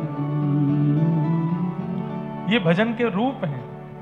एक व्यक्ति को हम जानते हैं, वो श्रावण में मौन रहते हैं, पूरा श्रावण मास मौन रहते हैं, एक शब्द नहीं बोलते और अन्न नहीं खाते, केवल पयोव्रत करते हैं। पयोव्रत समझ रहे हैं? दूध पी के रहते हैं, एक समय भोजन करते हैं बस। और वो भी भोजन कैसे करते हैं? जो अनाज है उसको गैया को खिलाते हैं, फिर गैया का गोबर जो होता है उसको छान के, उसको सुखा के, उसके अनाज की रोटी खाते हैं। इतना कठिन तप करते हैं, पर उनको गुस्सा जब आता है ना, बोलते तो नहीं है लेकिन किसी को बुला के गाली लिख के दे देते हैं। ले मैंने कि कहां गया व्रत, कहां गया इतना ये अनाज वनाज खिला के गैया का, तुम क्या कर रहे हो भाई? सारी स्थिति तन पर लागू होने की नहीं होती है। मन बैरागन बने, मन जोगन बने। आप कलकत्ता में भी रहते हैं लेकिन मन बैरागन है। मन भले ही अनेकों अवस्थाएं मिल गई पर मन पर उसका प्रभाव नहीं होता। हम कथा करने ऑस्ट्रेलिया भी जाते हैं, अमेरिका भी जाते हैं, कनाडा भी जाते हैं, विदेश की धरती पर भी जाते हैं, पर मन पर असर नहीं होने देते। यही तो चाहिए कि मन पर उसका प्रभाव ना पड़े। बन के जोगन डोलत ब्रज में, पीवत यमुना जल को, मेरो मन वृंदावन में अटक्यो, मेरो मन हरि चरण में अटक्यो। याद में तोरी भई बाबरी, सुध लो मोरी कुंज बिहारी। याद में तोरी भई बाबरी, सुध लो मेरे कुंज बिहारी। अब आओ मेरे प्राण प्यारे, अब आओ मेरे प्राण प्यारे। अपनाओ या जन को, मेरो मन वृंदावन में अटक्यो, मेरो मन हरि चरण में। तो लगना नहीं है, लगा हुआ व्यक्ति तो छूट भी सकता है, पर अटका हुआ व्यक्ति वो तो फंस ही जाएगा, फिर निकलेगा नहीं वहां से। तो वही बात यहां पर कही जा रही है, धर्मस्वनिष्ठितः पुंसाम विश्वक्सेन कथासु यह नोत्पादयेद अधिरतिम श्रम एवहि केवलम। आप चाहे जितने नियम कर लीजिए, चाहे जितने व्रत कर लीजिए, जितने अनुष्ठान कर लीजिए, जितनी परिक्रमाएं लगा लीजिए, लेकिन ये सब ठाकुर जी स्वीकार करते हैं। इसका प्रमाण होगा सत्संग में जाकर के अगर आपका मन अटक रहा है, सत्संग में बस 7 बजते ही ये लगता है हो गया समय, जैसे ही व्यास जी कहें अब आगे कथा कल सुनाएंगे, तो मन घबराने लगे कि अब कैसे निकलेगी पूरी रात, कब तक, तब समझो कि हाँ इतनी रुचि कथा के सत्संग के प्रति बढ़ रही है, तो समझो ठाकुर जी आपके द्वारा किए गए सब व्रत नियम अनुष्ठान सेवाओं को स्वीकार कर रहे हैं। कथा में कहकर के आए थे 1 घंटे के लिए आएंगे, लेकिन 4 घंटे निकल गए, बीत गया, कब समय पता नहीं चला। समझो ठाकुर जी प्रसन्न है आपसे, राजी हैं। ठाकुर जी राजी नहीं होंगे ना तो बाकी सब जगह मन लग जाएगा, कथा में मन नहीं लगेगा। क्योंकि कथा क्या है, आपके पूरे सुधार का मूल कथा है। आपके जीवन में सुधार, आपकी करनी में सुधार, आपकी बोली में सुधार, आपके मन में सुधार, आपकी वाणी में सुधार, विचारों में सुधार कथा से होगा। और उस कथा से आप सुधरो, ठाकुर जी ये चाह नहीं रहे। करते रहो नियम। अब नियम तो रावण भी बहुत करता, रोज त्रिपुंड लगाता था, रोज शंकर जी का अभिषेक करता था, रोज वेद अध्ययन करता था। अब वेद अध्ययन करता था कि नहीं ये तो नहीं पता, पर हां विद्वान तो था, लेकिन सत्संग नहीं करता। कभी नहीं सुना होगा कि रावण कथा सुनता था, नहीं सुनता था, रावण कथा नहीं सुनता था। और श्री हनुमान जी महाराज, प्रभु चरित्र सुनवे को रसिया, राम लखन सीता मन बसिया। हनुमान जी तो इतने रसिक हैं, यत्र यत्र रघुनाथ कीर्तनम तत्र तत्र कृतमस्तकांजलिम बाष्पवारी परिपूर्ण लोचनम मारुतिम नमत राक्षसांतकम। एक कथा हमने सुनी थी, एक व्यास जी कथा कर रहे थे और कथा में कहने लगे कि अशोक वाटिका जब हनुमान जी पहुंचे तो उन्होंने अशोक वाटिका का दृश्य देखा। ऐसे फल लगे थे, ऐसे वृक्ष लगे थे, ऐसे वहां राक्षस थे, वहां पर जो वृक्ष थे उनमें जो पुष्प थे उनका वर्ण जो था वो श्वेत रंग का था। हनुमान जी का मंदिर था जहां कथा चल रही थी, तो जो हनुमान जी अधिकतर ऐसे ही मिलते हैं, हाथ में पर्वत और एक हाथ में गदा और एक पैर ऊपर को उठा हुआ, चोला चढ़ा, ऐसे ही हनुमान जी के ज्यादातर मंदिर हैं। तो उन हनुमान जी की आंखें मटकने लगी, ऐसे ऐसे करने लगे। श्रोताओं ने कहा अरे हनुमान जी के नेत्र घूम रहे हैं, शायद हनुमान जी कुछ कह रहे हैं। पुजारी जी बोले वो मेरी बात को प्रमाणित कर रहे हैं कि अशोक वाटिका के जो वृक्ष थे वहां पुष्प जो थे वो श्वेत थे। तो हनुमान जी की गदा नीचे आ गई।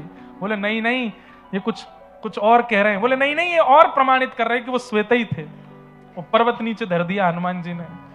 बोले अब तो ये पूर्ण प्रमाणित कर दिया कि मैं जो भी कथा सुना रहा हूं वो बिल्कुल सत्य है। हनुमान जी प्रकट ही हो गए। बोले श्वेत नहीं थे वहां के पुष्प, मैं गया था, लाल वर्ण के पुष्प थे।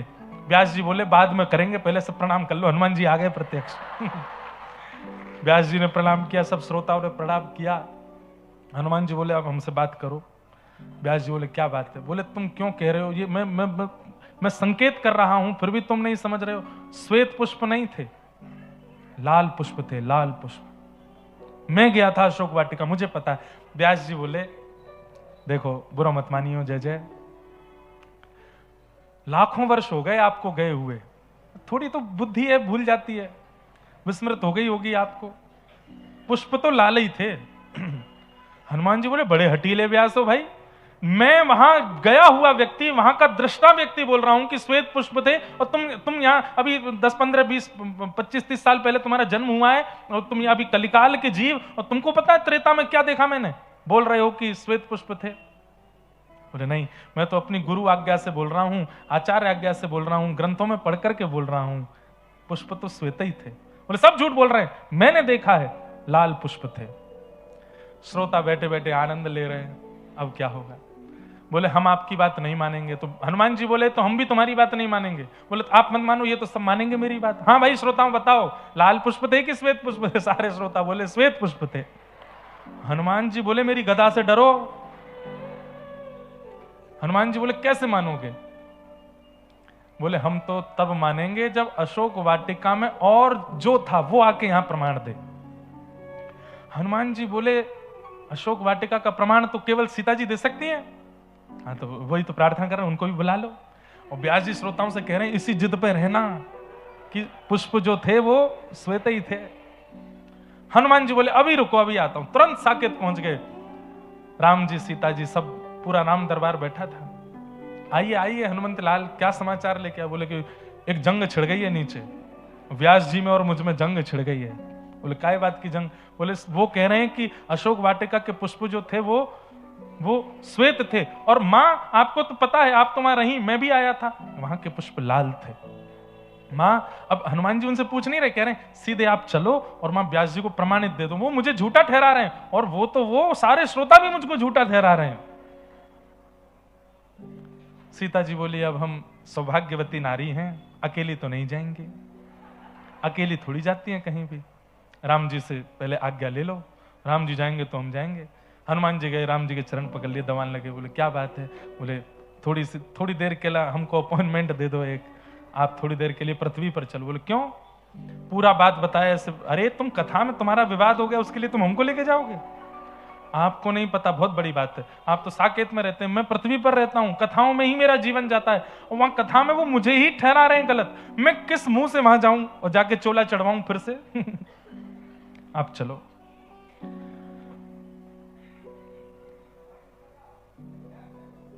अब राम जी बोले कि हम लखन जी के बिना नहीं जाते, लक्ष्मण जी से आज्ञा ले लो। हनुमान जी लक्ष्मण जी के पास गए। लखन भैया, आप तुम्हारे देखो, तुम सब जगह ले जाने की मत कहा करो, हैं ये कोई बात है? आप तुम्हारी छोटी सी बात के लिए हम प्रभु को नीचे लेके जाएंगे? भैया आप जो कहेंगे हम सब करेंगे, चरण पकड़ रहे हैं आपके, प्लीज 1 मिनट के लिए ले चलो। लखन जी बोले देखो, वन में बात अलग थी, अब भरत भैया भी बड़े हैं, भरत भैया से आज्ञा लिए बिना मैं नहीं जाऊंगा। भरत भैया के पांव पूजे, भरत भैया को मनाया। भरत भैया बोले शत्रुघ्न जी हम सबके छोटे हैं, मैं तो नंदीग्राम चला गया था 14 वर्ष के लिए, भैया वन में चले गए थे, लक्ष्मण जी भी वन में चले गए थे, अयोध्या में तो यही थे, तो जब से हम लोग लौट करके आए हैं तब से इन्हीं की चलती है, शत्रुघ्न जी जब तक नहीं बोलेंगे तब तक कोई नहीं जाएगा। हनुमान जी ने जाके शत्रुघ्न जी को मनाया, बड़ी मुश्किल से शत्रुघ्न जी माने। लेके आना था सीता जी को, पर कथा में श्रोता और वक्ता प्रतीक्षा कर रहे हैं। देखते ही देखते शत्रुघ्न जी, भरत जी, लक्ष्मण जी, राम जी, सिया जी, संपूर्ण अयोध्यावासी वहीं प्रकट हो गए। व्यास जी ने सब श्रोताओं को इशारा किया, बोले देखो कथा का फल मिला, ठाकुर जी प्रकट हुए, दर्शन करो, प्रणाम करो सब। आरती उतारी गई, महाआरती हुई महाराज, लाखों की तादाद में लोगों ने राम जी के दर्शन किए। कोई कुछ पवाने लगा, कोई अपने घर से मटरी बना के लाया, लड्डू बना के लाया, पेड़ा बना के लाया। हनुमान जी बोले ये सब क्या कर रहे हो? जिसके लिए आए हैं वो करो। अरे ठाकुर जी इसलिए नहीं आए हैं, ठाकुर जी प्रमाण देने आए हैं। व्यास जी बोले पहले हमको अपने काम करने तो बाद ठाकुर जी बार बार थोड़ी आएंगे, बड़ी मुश्किल से मिले, चरण वरण धो धा के चरणामृत पी लिया, सब बिल्कुल आनंदित हो गए। व्यास जी दोबारा से व्यासपीठ पे बैठे, श्रोता सब अपने स्थान पे बैठे। हनुमान जी बोले अब प्रमाणित करो। तो व्यास जी ने कहा सियाजू, हम ये निवेदन कर रहे थे कि पुष्प वाटिका के जो अशोक वाटिका के जो पुष्प थे वो श्वेत वर्ण के थे लंका में, पर हनुमान जी लड़ रहे हैं कि वो रक्त वर्ण के थे। अब आप प्रमाणित कर दीजिए वहां के पुष्प कैसे थे।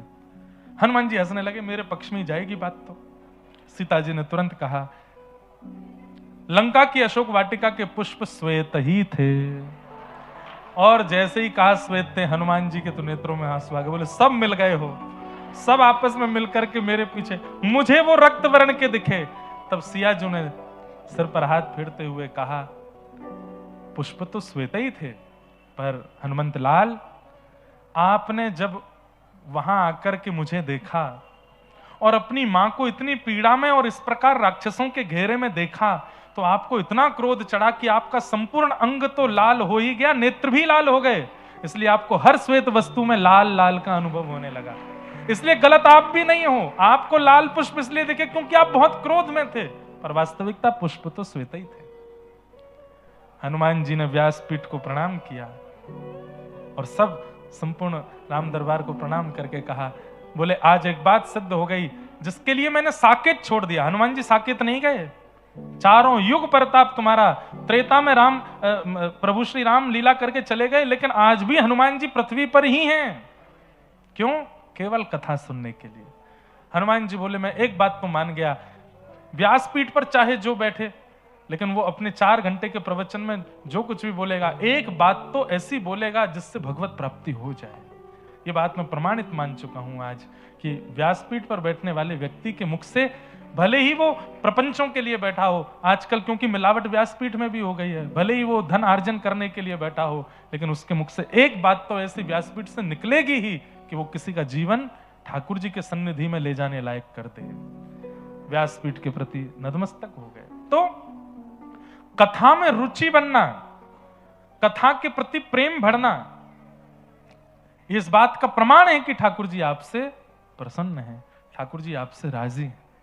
तभी कथा के प्रति प्रीति बढ़ सकती, नहीं तो कथा के प्रति रुचि नहीं बढ़ सकती। धर्मस्वनिष्ठितः पुंसां विश्वक्सेन कथासुय नोत्पादयेदधिरतिं श्रमेवहि केवलम्। तत्पश्चात सूत जी महाराज ने भगवान के अवतारों का वर्णन किया और अवतारों के वर्णन के बाद श्रीमद् भागवत की रचना क्यों हुई यह विषय बताया। बिल्कुल सावधानी से सब लोग सुनो। इदं भागवतं नाम पुराणं ब्रह्म संहितम् उत्तम श्लोक चरितम चकार भगवान ऋषि। ये भागवत नाम का एक पुराण है। श्रीमद् भागवत जी का थोड़ा परिचय सुन लीजिए। महाभारत की कथा आती है भागवत में, वहां तक हम लोग आज का प्रसंग सुने और फिर कल महाभारत के प्रसंग से प्रारंभ करेंगे। इदम भागवतम नाम, ये भागवत नाम का ग्रंथ है। अब थोड़ा भागवत जी का परिचय जान लीजिए। भागवत 4 शब्द हैं। हमारे पूज्य नाना जी पंडित श्री कृष्णलाल शास्त्री जी कलकत्ता बहुत आते थे, कई लोगों ने उनके दर्शन भी किए होंगे। वो भागवत जी का बड़ा सरल अर्थ करते थे। क्या? भागवत, भक्ति, ज्ञान, वैराग्य और त्याग, ये 4 भाव मिश्रित होकर के जहां परोसे जाते हो उसको भागवत कहते हैं। भक्ति, ज्ञान, वैराग्य और त्याग, भागवत। 7 दिन तक नियमित रूप से कथा सुनने वाले के चित्त में या तो भक्ति प्रकट हो, और भक्ति प्रकट ना हो तो ज्ञान प्रकट हो, ज्ञान प्रकट ना हो सके तो कम से कम वैराग्य प्रकट हो, और वैराग्य भी प्रकट ना हो सके तो कम से कम त्याग तो जीवन में आवे। सब लोग बिल्कुल सावधानी से बैठो, भाव से सुनो। मंत्र में भक्ति प्रकट हो, यह ठाकुर जी की इच्छा पर निर्भर करता है। यह बात लिख लीजिएगा, आपके चाहने से आप भक्त नहीं बन सकते। अगर आप ठाकुर जी के लिए कभी रो जाते हैं, ठाकुर जी के लिए चित्त में प्रेम है, तो यह बात प्रमाणित है, प्रमाणित है, प्रमाणित है। 3 बार कह रहा हूं मैं, यह बात प्रमाणित है कि आपकी इच्छा से आप प्रेमी भक्त नहीं बने हो, ठाकुर जी की इच्छा से बने हो। भक्ति जीवन में आ जाए बहुत बड़ा सौभाग्य है, क्योंकि ठाकुर जी की इच्छा से भक्त बनता है। भक्ति, ज्ञान जीवन में आ जाए तो यह गुरु की कृपा से होता है, गुरु इच्छा से होता है। गुरु यदि चाह लें तो अपने शिष्य को त्यागी बना देते हैं, ज्ञानी बना देते हैं। तो ठाकुर जी अगर चाह लें तो आपके अंदर भक्ति आ जाएगी, गुरु यदि चाह लें तो आपके अंदर ज्ञान आ जाएगा। तीसरा शब्द आता है व, यानी कि वैराग्य। संसार यदि चाह ले तो आपको वैरागी बना देगा, ऐसी वास्तविकता चखाएगा कि आपको वैराग्य आ ही जाएगा। सब अपना रूप दिखाने लग जाएं, पत्नी अपना रूप दिखा दे, बच्चे अपना रूप दिखा दें, फूफा जी, बुआ जी, चाचा चाची, पड़ोसी, सारे आपके प्रेमी मित्रजन अपना अपना रूप दिखा दें, वास्तविक रूप दिखा दें, तो वैराग्य आ जाएगा। संसार यदि चाह ले तो आपको वैराग्य दिला देगा, और आप यदि चाह लो तो आप त्यागी बन सकते हो। ये 4 बातें हमने बताई। भागवत, ठाकुर जी चाहेंगे तो भक्ति आएगी, गुरु यदि चाहेंगे तो ज्ञान आएगा, संसार यदि चाह ले तो वैराग्य दिखा देगा, और आप यदि चाहोगे तो त्याग आ सकता है। कैसा त्याग? हरि विमुख वस्तुओं का त्याग। आज कम से कम एक नियम तो आप धारण कर लीजिए कि जो हरि के नहीं है वो हमारे नहीं है। चाहे वो वस्तु हो, चाहे वो व्यक्ति हो, चाहे वो वस्त्र हो, चाहे वो स्थान हो, चाहे वो भोजन हो, चाहे वो पीने का पेय पदार्थ हो, चाहे वो देखने की वस्तु हो, चाहे वो सुनने की वस्तु हो, जो हरि संबंधी नहीं है उससे हमारा कोई संबंध नहीं। जो हरि संबंधी नहीं, जो राष्ट्र संबंधी नहीं, उससे हमारा कोई, उसका हम त्याग कर देंगे, ये आपके चाहने से हो सकता है। सूरदास जी का एक बड़ा प्रसिद्ध पद है,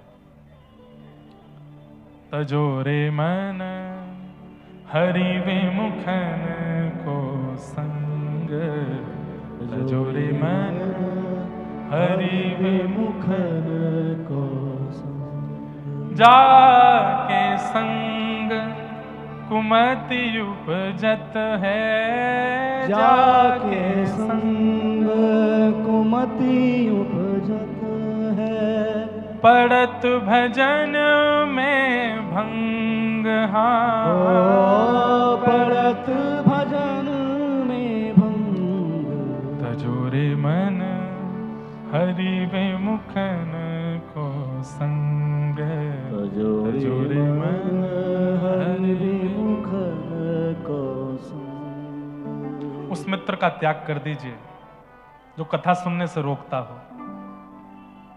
उस परिवारी का त्याग कर दो जो महाप्रसाद जगन्नाथ जी का पाने से आपको रोकता हो। हमको बोलने में संकोच नहीं है, आपको सुनने में हो सकता है।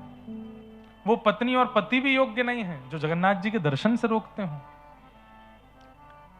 अच्छा, अब इसमें भी बात है, त्याग कैसे करें? त्याग का मतलब बहुत बड़ी बात है कि त्याग शरीर से हो वो श्रेष्ठ नहीं है, त्याग तो मन से होता है। कई बार आज भी आप लोग ऐसे ऐसे लोगों का संग कर रहे हो जिनको आप मन से त्याग चुके हो, लेकिन शरीर से आपको रहना पड़ता है साथ में। कई लोग यहां ऐसे बैठे हैं जो ऑफिस जाते हैं, कॉलेज जाते हैं, अपने काम पर जाते हैं, वहां बिल्कुल विपरीत लोग हैं, मांस मच्छी खाने वाले लोग हैं, हर प्रकार के दूषित वार्ता करने वाले लोग हैं। आप उनको चित्त से स्वीकार नहीं कर सके, लेकिन कर्म के लिए आप वहां जाते हो। मन से तो आप त्यागी चुके हो ना, मन से ही त्यागना है। जो हरि से संबंध बनाने में विमुखता प्रकट करता हो, हरि से मिलने में विमुखता प्रकट करता हो, मन से उसका त्याग करो। देवादिदेव महादेव शंकर ने सती का मन से त्याग किया था, तन से नहीं। जब जिद करने लगे कि जाना है यज्ञ में, महादेव ने कहा कि देवी तुम सब जानती हो, वहां मेरा अपमान हो रहा है और मुझे बुलावा भी नहीं दिया, फिर भी तुम्हारी जाने की इच्छा है, सब जानते हुए भी जाना चाहती हो तो तुम जाओ। कहते हैं उसके बाद महादेव ने सन्मुख आसन रखा। जिस पत्नी का आसन वाम भाग में होना चाहिए, उस पत्नी का आसन सन्मुख रखा। इसका मतलब क्या है? तन से त्याग नहीं किया, पर मन से गतिविधियों में त्याग कर दिया। जो बगल में बैठने की अधिकारिणी थी उसको सामने बैठाया। इतने से ही सती समझ गई कि ये मेरा मन से त्याग कर चुके हैं। और भैया, तन से छोड़े हुए वस्तु का फिर भी चिंतन बना रहता है। कई लोग मन से वस्तु का त्याग कर देते हैं पर चिंतन उसी का करते रहते हैं। लेकिन तन से त्यागी हुई वस्तु का चित्त में चिंतन चला रहता, पर मन से जो चला गया है वो बगल में भी बैठा हो तो भी उसका स्मरण नहीं बनता। इसलिए मन से छोड़ना है। तो तजोरे, तन नहीं कहा, सूरदास जी कह रहे हैं तजोरे मन हरि विमुखन को संग। 2 फोन रखिए अपने पास में। एक फोन में केवल कार्य, जहां आपका कार्य भूमि है, कार्य क्षेत्र, वहां के लोगों को नंबर दिया कीजिए, और एक फोन में उनको नंबर दो जो हरि से जोड़ने वाले और हरि से मिलवाने वाले ऐसे मित्र हैं, ऐसे संबंधी, ऐसे रिश्तेदार, ऐसे नातेदार। या फिर अब 2 फोन नहीं रख सकते तो व्हाट्सएप पे 2 ग्रुप बना लो। एक ग्रुप में तो उनको रखो जो सारी संसारी बातें करते हैं, और उस ग्रुप को रखो म्यूट मोड पे, पता ही नहीं चलता मैसेज कब आता है। और एक ग्रुप बनाओ सब परिवार में भी, बुआ जी का बेटा है वो कथा सुनता है, उसको जोड़ो। हमारी पत्नी के परिवार में से कोई है उसको जोड़ो। जो जो सत्संग भक्ति से प्रेमी हो उनको उसमें जोड़ो। उसको नोटिफाई मोड पर रखो, रात में 2 बजे भी मैसेज करें तो हमको पता चले। उनसे संबंध रखो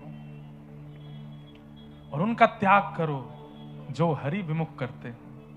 जाके संग कुमति उपजत है, जाके संग कुमति उपजत है, पड़त भजन में भंग। हाँ, पड़त भजन में। और एक कितनी अच्छी पंक्ति है, कहा होत पे पान कराए, कहा होत पे पान कराए। दूध को पय बोलते हैं।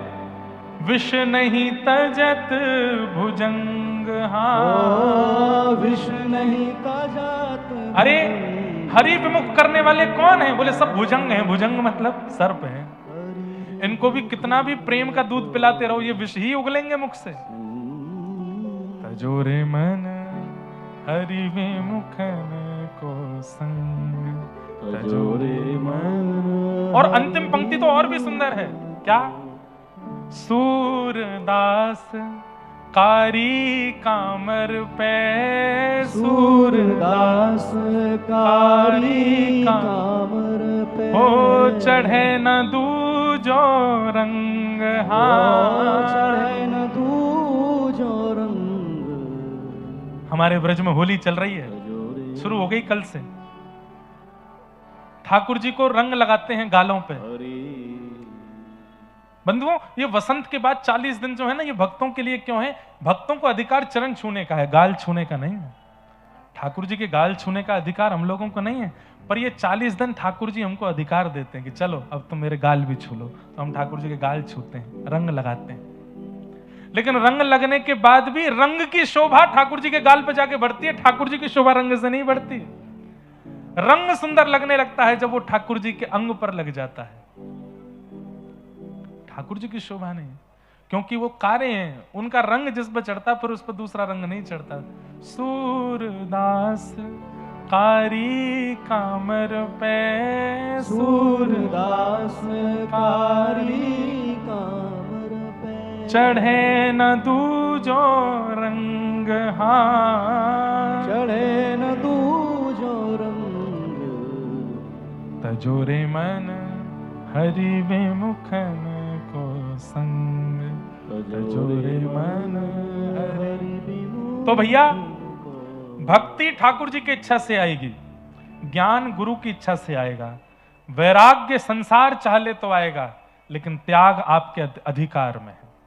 आप अभी इसी वक्त कथा की आरती होने से पहले भी त्याग कर सकते हैं उनका, उस वस्तु का, उस व्यक्ति का, उस व्यवहार का, उस स्थान का जो हरि मिलन में बाधा बनता हो। अभी विचार करो, ऐसी कौन सी क्रिया है जिसकी वजह से भजन में विक्षेप आता है? उस क्रिया का आज ही त्याग करो। ऐसा कौन सा व्यक्ति है जिसके सन्मुख आते ही विषाद आ जाते हैं चित्त में, ठाकुर जी की स्मृति नहीं होती, उसका त्याग करो। तजोरे मन हरि विमुखन को संग। तो भागवत के ये 4 अक्षर हैं जिसमें अधिकार आपका त्याग के ऊपर है। बाकियों की आप कामना कर सकते हो, ठाकुर जी चाहे, गुरु चाहे, संसार चाहे, तो ये तीनों भी आ जाएंगे। त्याग आपके अधिकार में।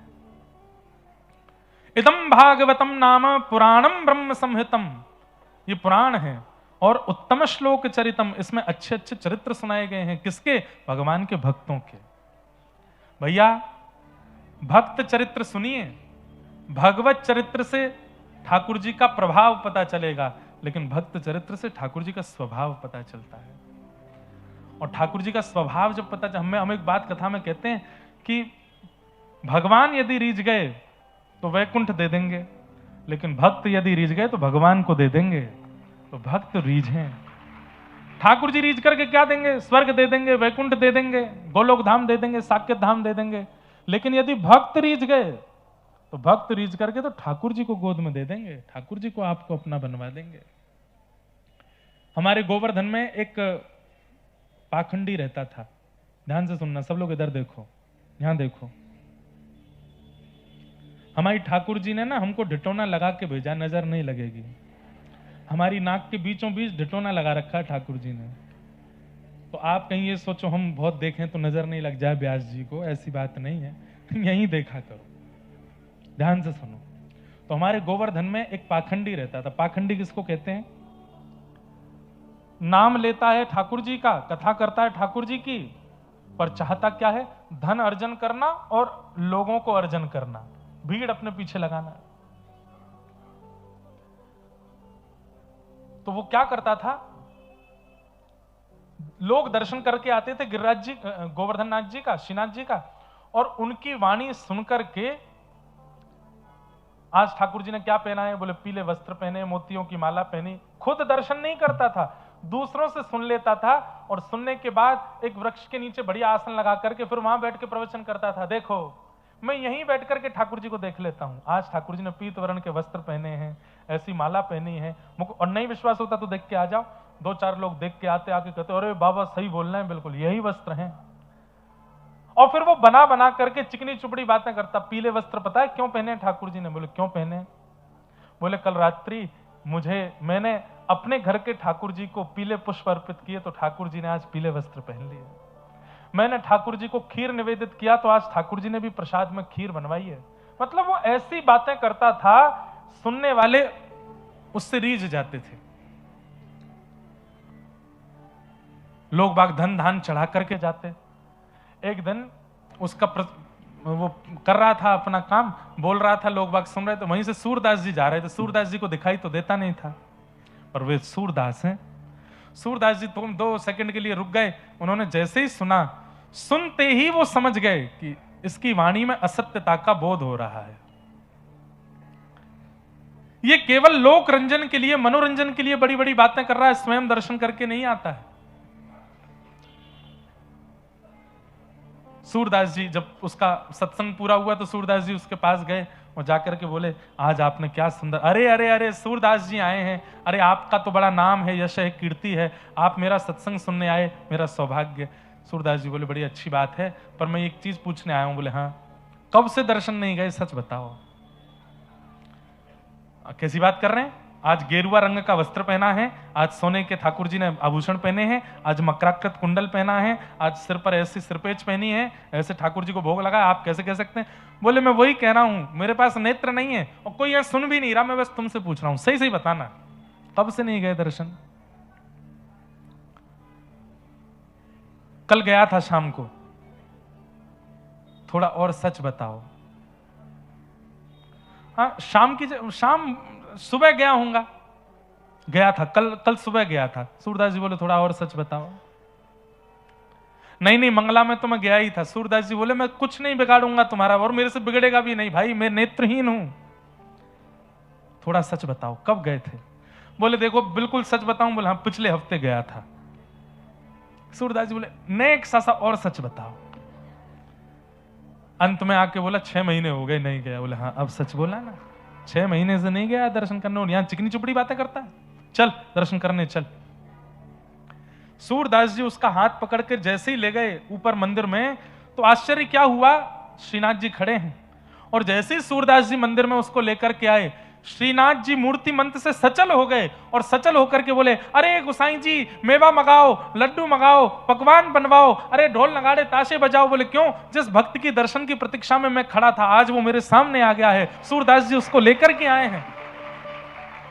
आपने ताली क्यों बजाई? ये तो आश्चर्य की बात है। वो 6 महीने से ठाकुर जी को देखा नहीं है और सूरदास जी उसको लेकर के आ गए। ठाकुर जी पकवान बनवा रहे हैं, ढोल नगाड़े बजवा रहे हैं, सेनाई बजवा रहे हैं। सूरदास जी को भी आश्चर्य हुआ। सूरदास जी बोले जय जय, जे 6 महीना ते आपके दर्शन नहीं किए जाने, उल्टी सीधी नीचे बस सुनी सुनाई बातन ने बोलता रहे, आपके कभी चरणन में नहीं आयो, आपको कभी प्रेम भर के आने देखो नहीं, केवल धन कमावे को जरिया बना लियो है, और आप यहाँ के द्वार पे आते ही कह रहे हो कि मैं यहाँ के दर्शन के काज व्याकुल है रो। ब्रजभाषा समझ रहे हैं ना, कभी कभी निकल आती है।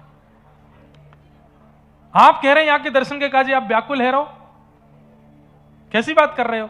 ठाकुर जी बोले सूरदास सही पूछो तो मुंह तो या को नामू नहीं पतो, मैं तो या को जानू भी ना हूं, मेरे मन में तो केवल ये आई जाकू सूरदास पकड़ करके ला रो है, वो सामान्य नहीं होगा, वो कोई अति श्रेष्ठ ही होएगो, वो कोई अति श्रेष्ठ ही होगा। यामारे में पकवान बनवा रहा हूं, यामारे में सेनाई ढोल नगाड़े बजवा रहा हूं, क्या सिद्ध हुआ? आपकी योग्यता नहीं है, आपकी क्षमता नहीं है, लेकिन कोई परम रसिक यदि रीझ गया आपसे और उसने आपका हाथ पकड़ लिया तो ठाकुर जी अपने सहजता में आ जाते हैं और ठाकुर जी के मन में आ जाता है या मुंह से मत मिलवाओ, मैं यहां से मिलूंगा। क्यों? क्योंकि इन्होंने इसका हाथ पकड़ लिया है। आचार्यों की दृष्टि में आप आ गए, भक्तों की दृष्टि में आप आ गए, वैष्णवों की मन में, स्वभाव में, चिंतन में आप आ गए। समझ जाओ ठाकुर जी उसी समय मन बना लेते हैं आपसे मिलने का। क्यों? उनकी दृष्टि में आप आ गए। ठाकुर जी के सन्मुख जाने की ज्यादा योजनाएं मत बनाओ। वृंदावन जाओ, बिहारी जी का दर्शन करो, राधा वल्लभ जी दर्शन करो, राधा रमन, एक दिन में सारे दर्शन कर लो। बाकी के 4 दिन तो केवल रसिकों को खोजो। वृंदावन में रसिक कौन है, वृंदावन में महापुरुष कौन है, वृंदावन में ब्रजरज उपासी कौन है, उनके पास जा जा करके उनको प्रणाम करो।